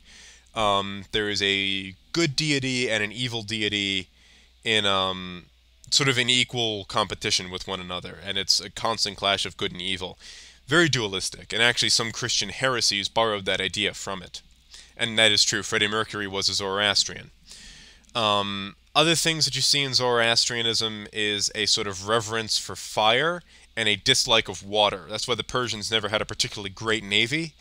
Zoroastrians had fire was present in all Zoroastrian temples. It was very important in the worship of the religion. Another thing that I always found interesting about them was their burial custom, wherein the body of a deceased person was left out for birds and other animals to pick at. And once the bones were picked clean and bleached by the sun, they were buried in an ossuary, which was basically a hold for bones. The other interesting thing about it is it's one of the earliest monotheistic religions aside from Judaism. There was one god in Zoroastrianism. Granted, he had an evil competitor, whereas in sort of the Judeo-Christian tradition, yes, it is. Zoroastrians were not. Wait, is the Pope a dwarf? So Zoroastrians were not the only people. Yes, the Pope is a dwarf. That's interesting. So yeah, Zoroastrians were not the only people who practiced it, and it probably came from an earlier Central Asian belief. But I am not an expert on that sort of on that. So just so you get a bit an idea of the sort of history that I study and talk about, in college, I largely studied East Asia, so dynastic China and pre-industrial Japan. Also, yes. And then I've also studied Roman and medieval Europe quite extensively. Um, I have a decent grounding in the Middle East and sort of and in the pre-Islamic region, the pre-Islamic history of the Middle East, as well as, to a degree, the Islamic history of the Middle East, mostly insofar as it relates to um, medieval Europe and the Christians.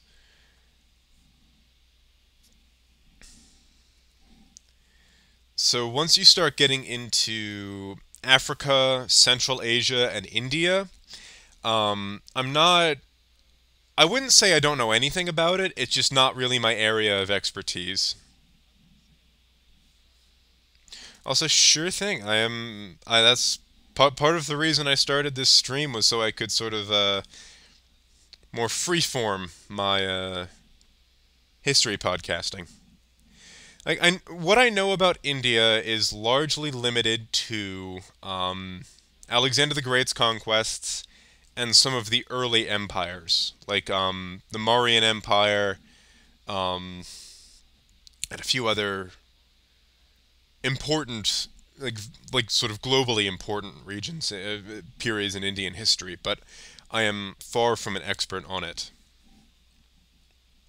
Now, Chinese history, I could do a real deep dive on that. Japanese history as well. Medieval Europe, definitely.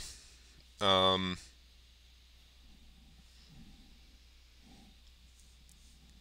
so India is interesting to me because it kind of follows a similar cycle to China, albeit less regularly. It's honestly uncanny if you look at dynastic Chinese history.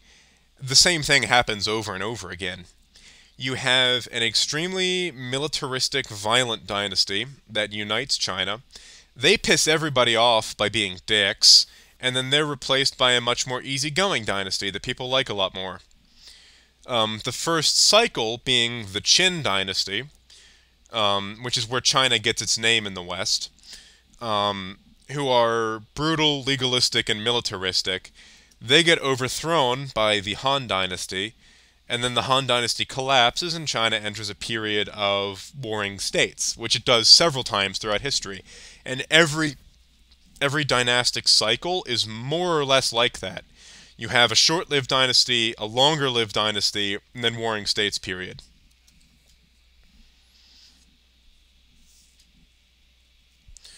It's honestly uncanny how the cycle goes. It's kind of eerie. It's almost it just repeats itself 3 or 4 times throughout Chinese history. Yeah, the mandate of heaven is a very central idea in China. Also, yes, almost always the sort of long-lasting dynasty is undone by people from the borderlands of China.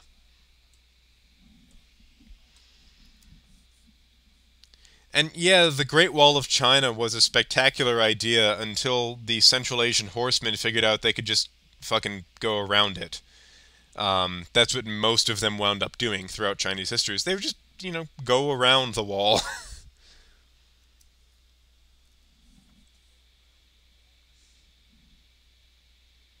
Also, this is, I almost feel a little guilty. This is like taking candy from a baby.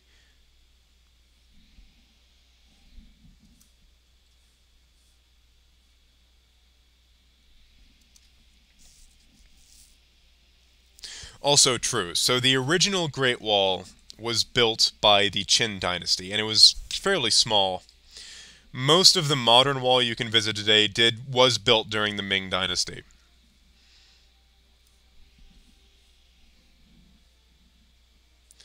But the wall dates back to the Qin.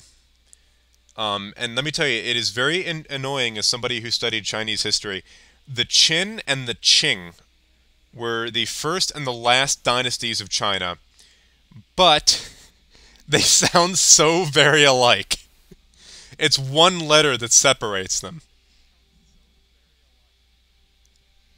They couldn't have been more different from one another. They were separated by centuries and were very culturally different. But they have such similar names.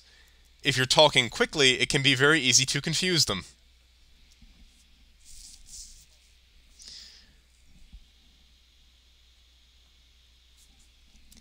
That sounds interesting. I read a very good book on life in occupied Korea during my bachelor's degree. I wish I could remember the name of it. I am definitely good for a book recommendation if you're looking for something in my area of expertise. I've read a lot of books on these subjects.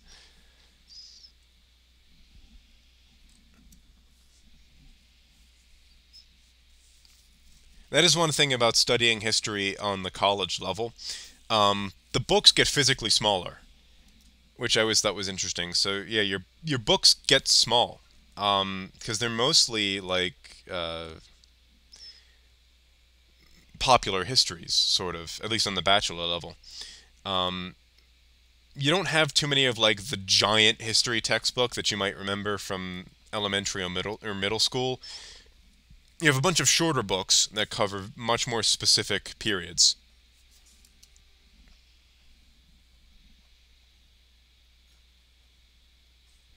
All right, and that's the Isle of Man conquered. Or I thought I was going after the Isle of Man. I guess I wasn't.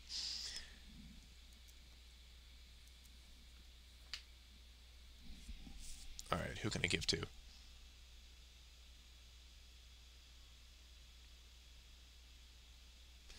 Um, that really depends on the nomads. So some of them, sure, like the Xiongnu who destroyed the Han. But then you have the Mongols who modern Chinese historians would be loath to admit it, but the Mongols were a sustained period of peace and stability for China. Um, and then the Qing dynasty was one of the longest lived and most successful dynasties. But howdy, welcome to the stream. But they were founded by nomadic invaders, the Manchu. I tend to look at it like I look at the fall of Western Rome. Western Rome had become such a it was a shadow of its former self, and you could argue that it was holding Europe back. They did actually. If you so yeah, anything's going to look bad if you compare it to a golden age in China's history, and the Tang were a cultural golden age that most of the native Chinese dynasties couldn't even match. Um, the Ming were another golden age in Chinese history, but a lot of the other Chinese dynasties pale in comparison to those, regardless of the people who they originated from. But what you find in China is this sort of the conquerors assimilate into Chinese culture. So the Mongols might have originated from Central Asia, but shortly after the Yuan dynasty is founded, you find the Mongol court starts looking very Chinese. And also, yeah, post-Western Rome, China is a series of warring states. Or sorry, Europe is a series of warring states. It just develops very differently from China from that point onward. Oh, my daughter has cancer.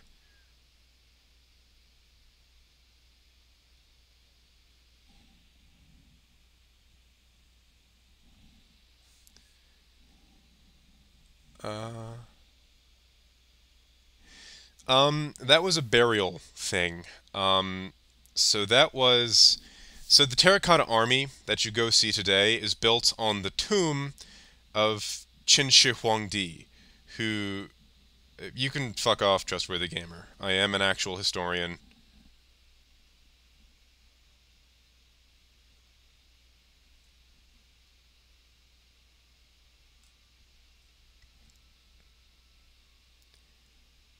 So Qin Shi Huangdi was the first emperor of China. He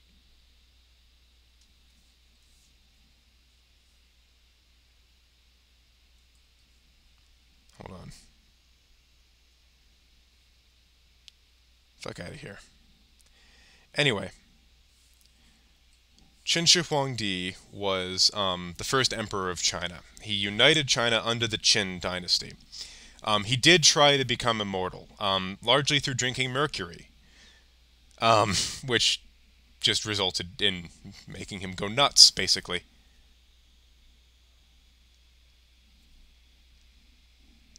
So, when he died, he had the Terracotta Army made to sort of stand watch over his grave.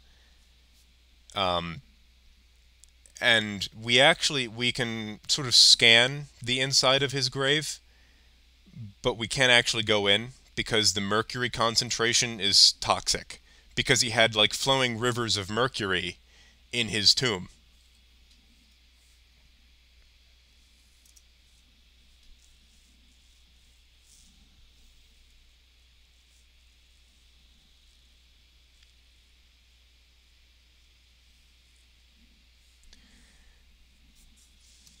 Actually, it's honestly weird to me how yeah, so that is hold on. Let me see if I can't.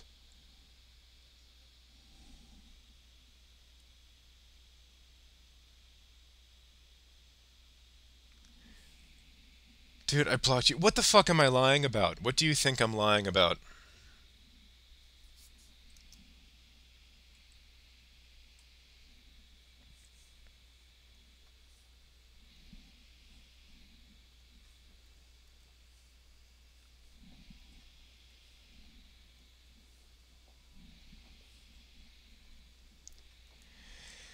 Anyway, what was I talking about?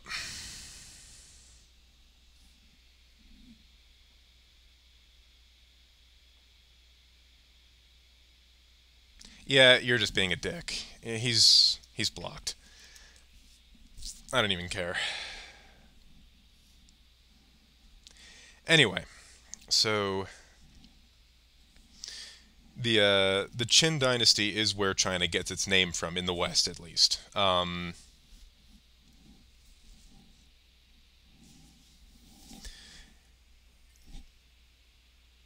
Yeah, it is what it is. Trust me, people are fucking weird on the internet, man.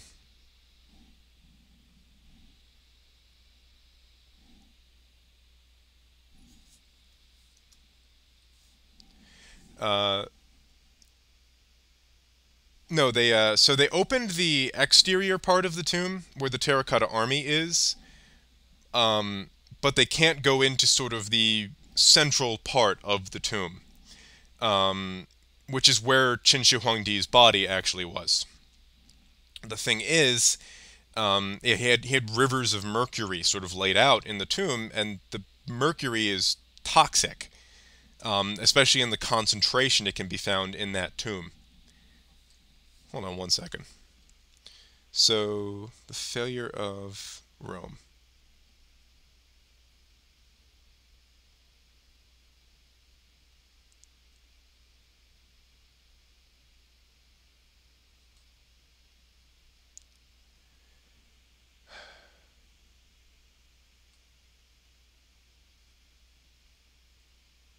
How do I kick this asshole? There we go. That's got it. Anyway, so Western Rome. It is what it is. So, the way I look at the dynastic cycle in China and the invasion of sort of what would be perceived as barbarian peoples. Um, right, so Western Rome, and you can actually, if you want to, you can go look at my current series on this. Western Rome kind of progressed to a point where the Roman government was completely inept, and it was actually sort of slowing development in Europe. So you sort of see the development of feudalism happen under late Rome. Um, During late Rome, you see a lot of small landholders get their land bought up by yeah, I blocked him. Don't worry. Um,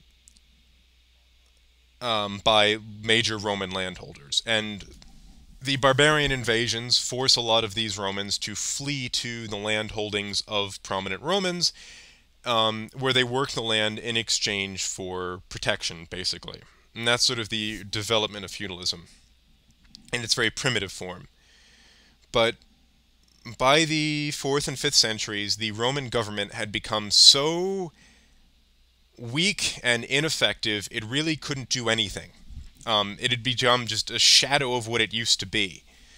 And the only way for Europe to move forward was for that to be destroyed so that something new could take its place and sort of burn away the rot and corruption that had plagued Rome for centuries at that point.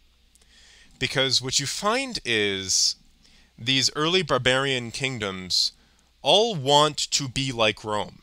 They all want to ape Roman culture and Roman, particularly Roman forms of government, because they liked the sort of absolute ideas of Roman monarchy.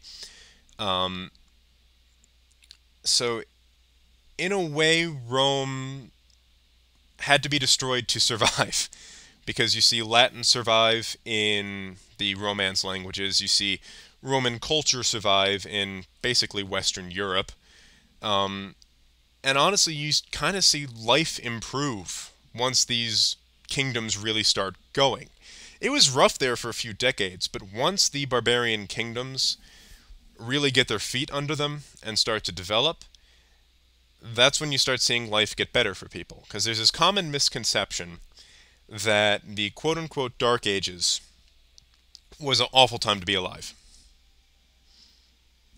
So the point of no return for Rome, I would honestly say the crisis of the 3rd century. The crisis of the 3rd century saw every single one of Rome's institutions fail it, and you start seeing underlying problems that really don't get fixed. So, feudalism starts to develop during the crisis of the 3rd century because things in the empire become so corrupt, so ineffective, that there's nobody looking out for the Roman people. So they look to local Romans like local rich Romans to take care of them. And that's how feudalism starts. And no Roman government afterwards ever is able to fix that and go back to sort of the older system. You could say that Aurelius might have been able to turn things, or Aurelian might have been able to turn things around. But a lot of these problems did start under the reign of Marcus Aurelius. He was just good enough to hold things together for a while.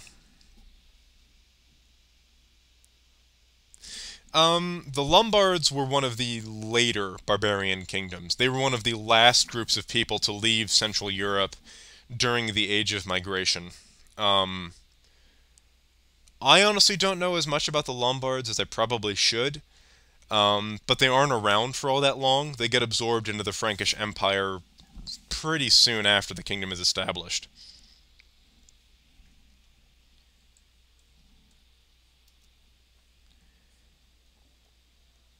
But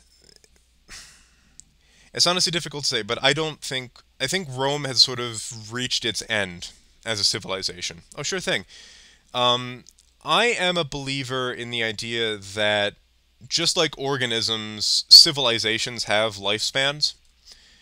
And this is actually something interesting. If you look at late Roman Christianity, it has a very mystical bent to it. Late Roman Christianity is very metaphorical and very mystical, especially compared to the much more literal faith during the medieval era. And I think that's because Rome adopted Christianity when it was very late in its lifespan. Rome was, in human terms, was an old man by the time it encountered Christianity. And so it has this more detached, sort of wise take on the religion. When you look at the barbarian kingdoms that replaced Rome, they were all in their infancy. They were very childlike on a civilizational level. That's why their interpretation of Christianity, I think, is much more literal. Um, Jesus becomes much more personal, much closer to the individual. Whereas in Rome, God was very distant, sort of a very distant creator figure looking out for mankind. Um, the personal Jesus becomes much more a common interpretation during the medieval era with these civilizations that are very young. And you can almost see it in the art. Roman art was very well developed by the late empire. And you see a lot of that go away when it's replaced by the barbarian kingdoms. And the art almost becomes more childlike, more primitive. Um, that's just my theory as to how civilizations develop, though. I think they sort of the life cycle of a civilization is not too dissimilar from the life cycle of an individual. And I guess you could look at the early modern period as sort of the adolescence of Western civilization, and sort of the 18th into 19th century, the Enlightenment era, as its sort of adulthood. And you can also honestly argue that 20th century to now is kind of the old man stage of this version of Western civilization. But you are correct. Yeah, so the Romans never really originated a religion, but early on in their history, they sort of their Hellenic faith is quite literal and quite personal. The gods are right there looking over your shoulder, basically. Um,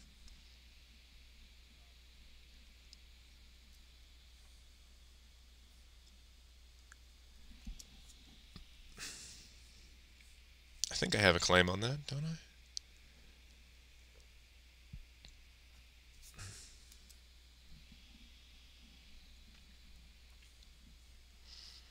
So, Roman religion, and really it's kind of weird to say Roman religion because it really was just a reinterpretation of Greek religion.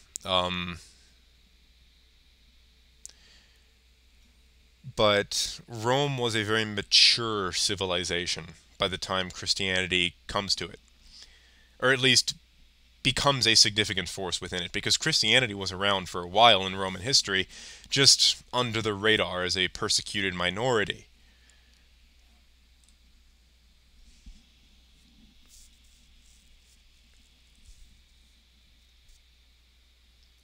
Also, wow, that's a lot of prisoners.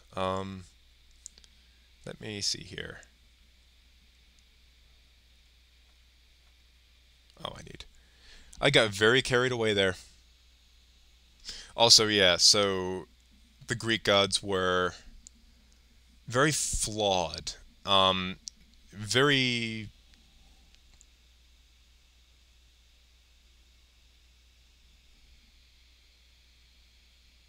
Also, yeah, I would argue that's true. So yeah, the Greek gods are interesting in that they're very human. I think because of Christianity and other Abrahamic faiths and their primacy in the modern world, or at least sort of declining relevance in a lot of cases, but the fact that they are still the largest religions, is we have a very different idea of God or gods than the ancients did. The Romans were certainly culturally stubborn, that is for damn sure. But Hold on. Sure, let's dance.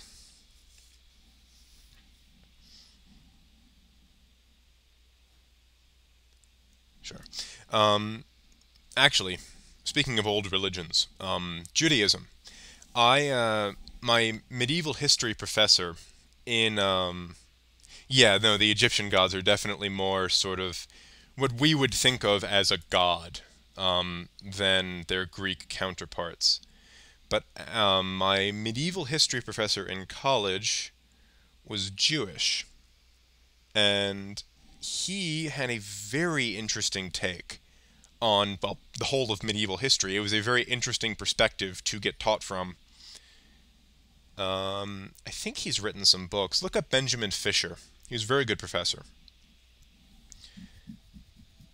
But he had a very interesting perspective on medieval history that you don't get much of because, from my experience, most medievalists are Catholic. At least of the ones that I've met.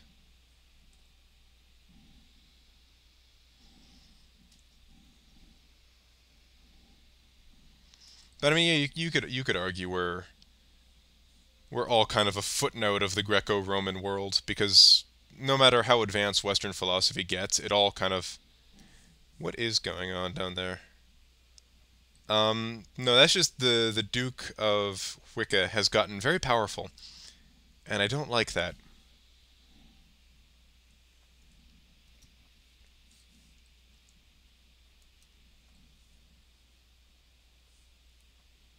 Let's see, can I build anything up? I think I've built these to their maximum extent.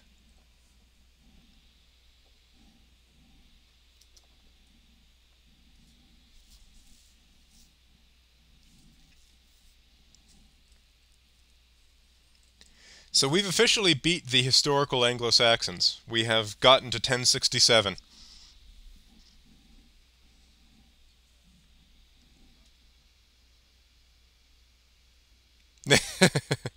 It is hard to resist. I actually need to boost my... Oh, my Crown Authority is already at 2. But we have a faction now. Okay, just peasants. No worries. Peasant rabble. I'll deal with them.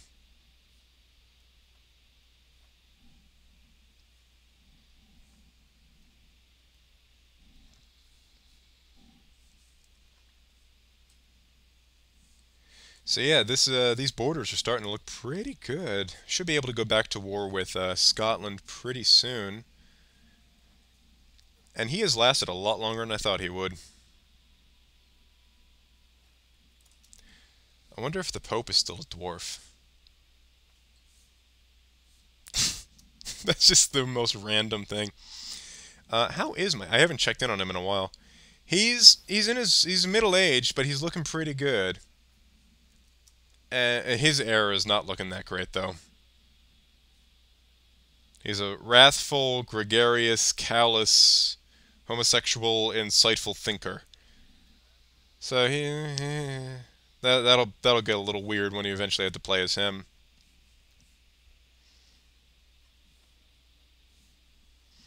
Wonder how is my youngest looking? He's not that great. Doesn't have any kids either. That is a good question. Let's see. Because then I can start giving out the. Alright, I need 7 more counties and I can form the empire. It's going to be kind of slow going because I'm probably going to have to wait for truces to end. Which I think it just did.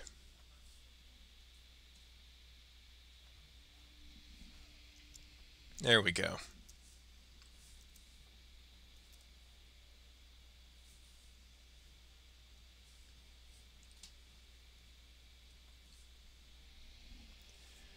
All right.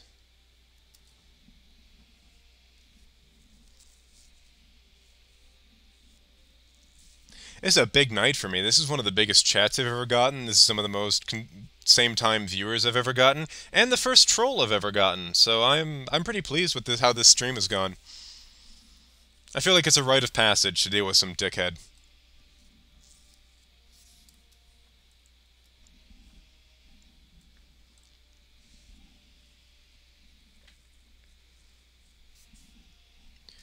But depending on how much longer my current king lasts, I might have to fight a bunch of civil wars to get back to normal.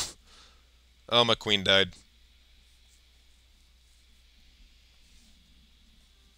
Oh, there we go. I am not a dad yet, so...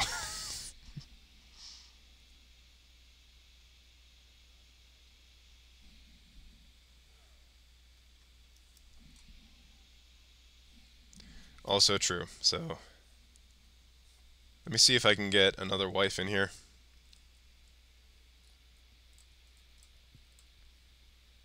Let's go with you.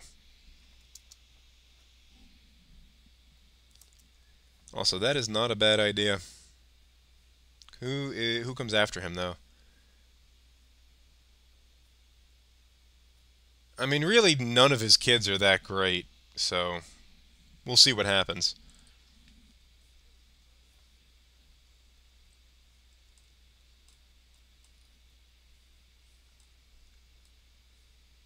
Alright, who can we give the Isle of Man to?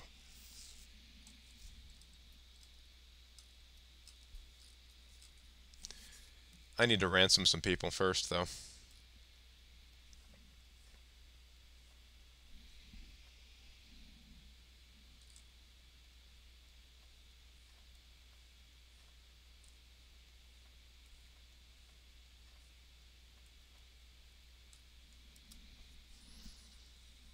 I guess I can hold on to it for now, but...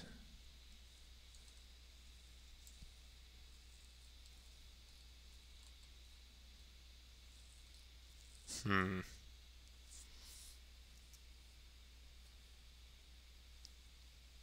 Let's see, we'll restore a Breton to the Isle of Man. There we go. A Brittonic Celt from France, restored to, what is his name? Orsenbert, I think is how that's pronounced. Anglo-Saxon names are wild, dude. Um, you gotta love them. They're so out there.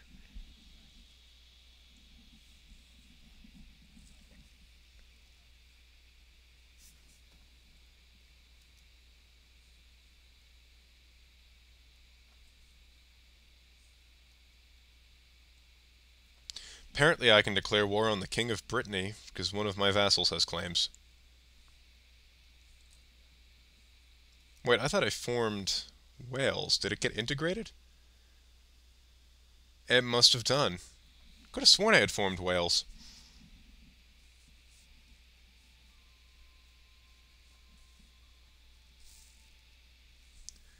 Okay, though. So 6 counties. 6 more counties, and we've got... Yeah, that is still cursed. Alright, well, it's starting to become Anglo-Saxon Ireland.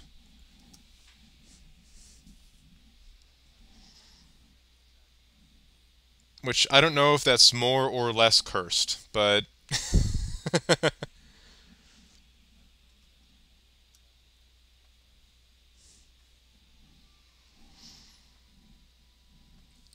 something about the Viking Age starts always results in just the most weird-looking Europe. I'm sorry.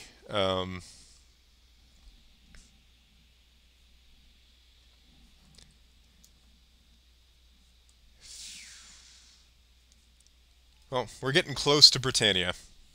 That's for damn sure.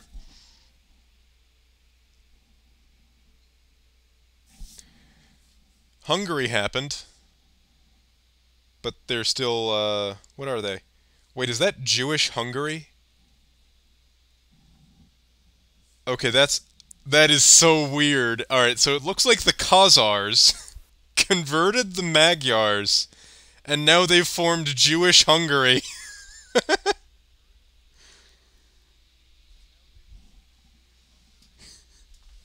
That is beyond weird to look at.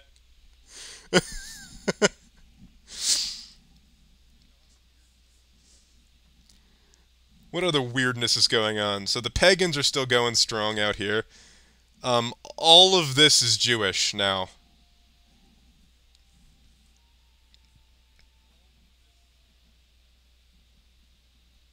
So Russia is a Jewish kingdom, or at least all these Russian states are Jewish because of the Khazars, who got real fucking thick real fucking early and apparently converted all of this to Jewish.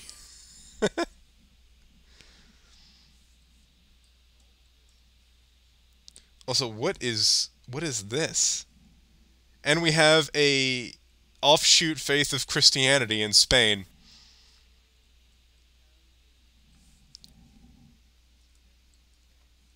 Are they nudists? They are nudists! The Spanish are nudists!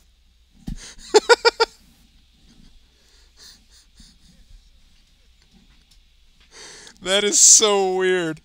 So we've got Spain under the control of a nudist offshoot of Christianity. We've got Jewish Russia, Jewish Hungary, and pagan Poland.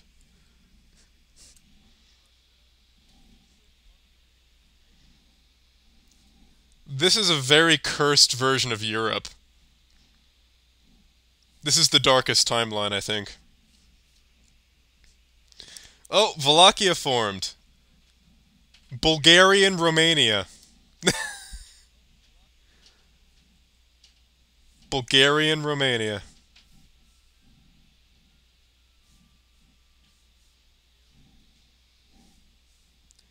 This is strange. This is so weird.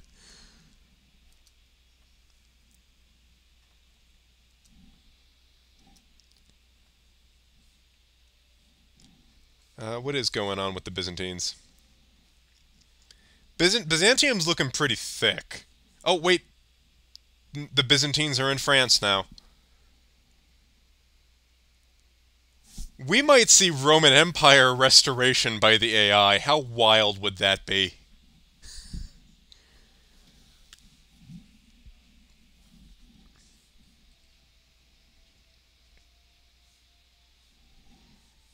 This is such a weird version of Europe. And we have Polish Eastern Germany. The Danes are still split into pieces.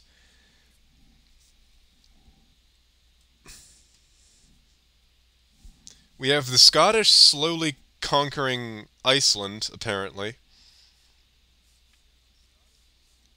This is about the biggest, I think, and we've got Byzantine Ukraine.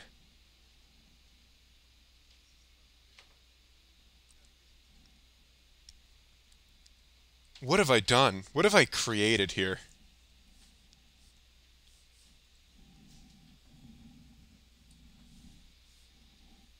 I'm gonna go back to England. The rest of Europe's too weird.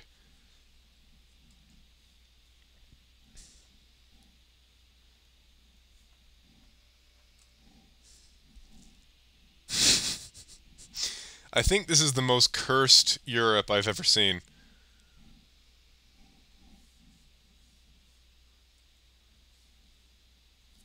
That is so weird to look at. I think we have to watch this to the end. Oh, I'm dead. I'm dead. Wait, did it do it again? Did it do this again? Damn it. How did I switch characters before?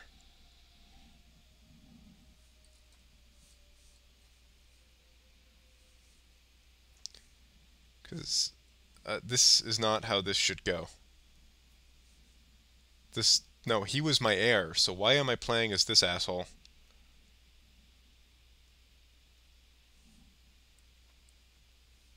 There we go. I don't know why it keeps doing this, but this is weird. Anyway, I also don't know why he moved the capital. Why would you do that?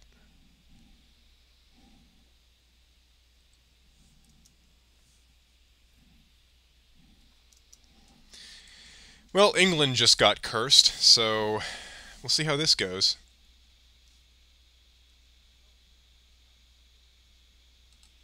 Yeah, that's probably how it goes down, honestly. Some Aquitanian noble probably married themselves into the Byzantine noble family, and no, there you go.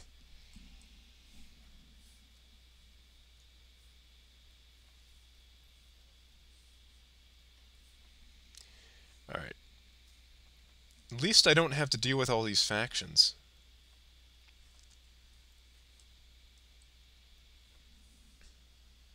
That really pisses me off. Apparently you can only move Rome capital once, so I'll have to wait for this guy to die.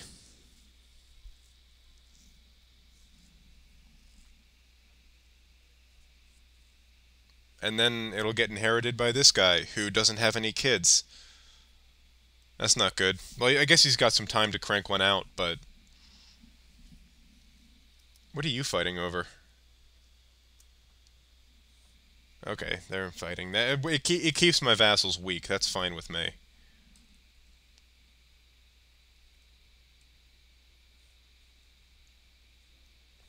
Well, I mean, I don't care where... What did he start building? No, I don't... Alright, I need to reload. This is... This is not what I wanted to happen.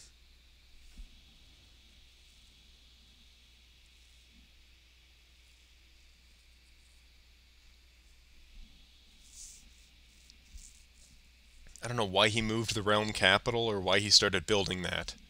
That pisses me off.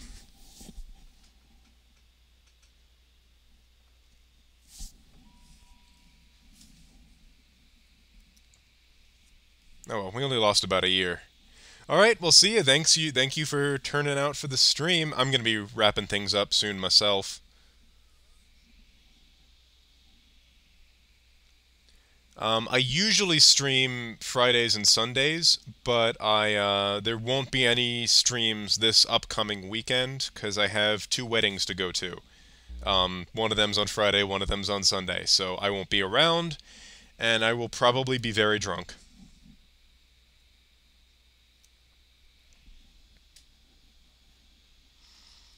But good night to you too. Well, thank you for turning out for the stream.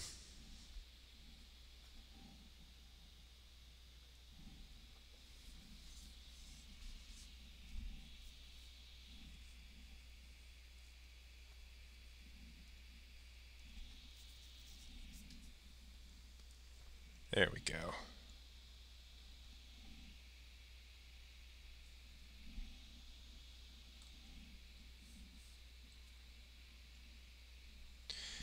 Alright, I have honestly really got to go to the bathroom. That whiskey went right through me.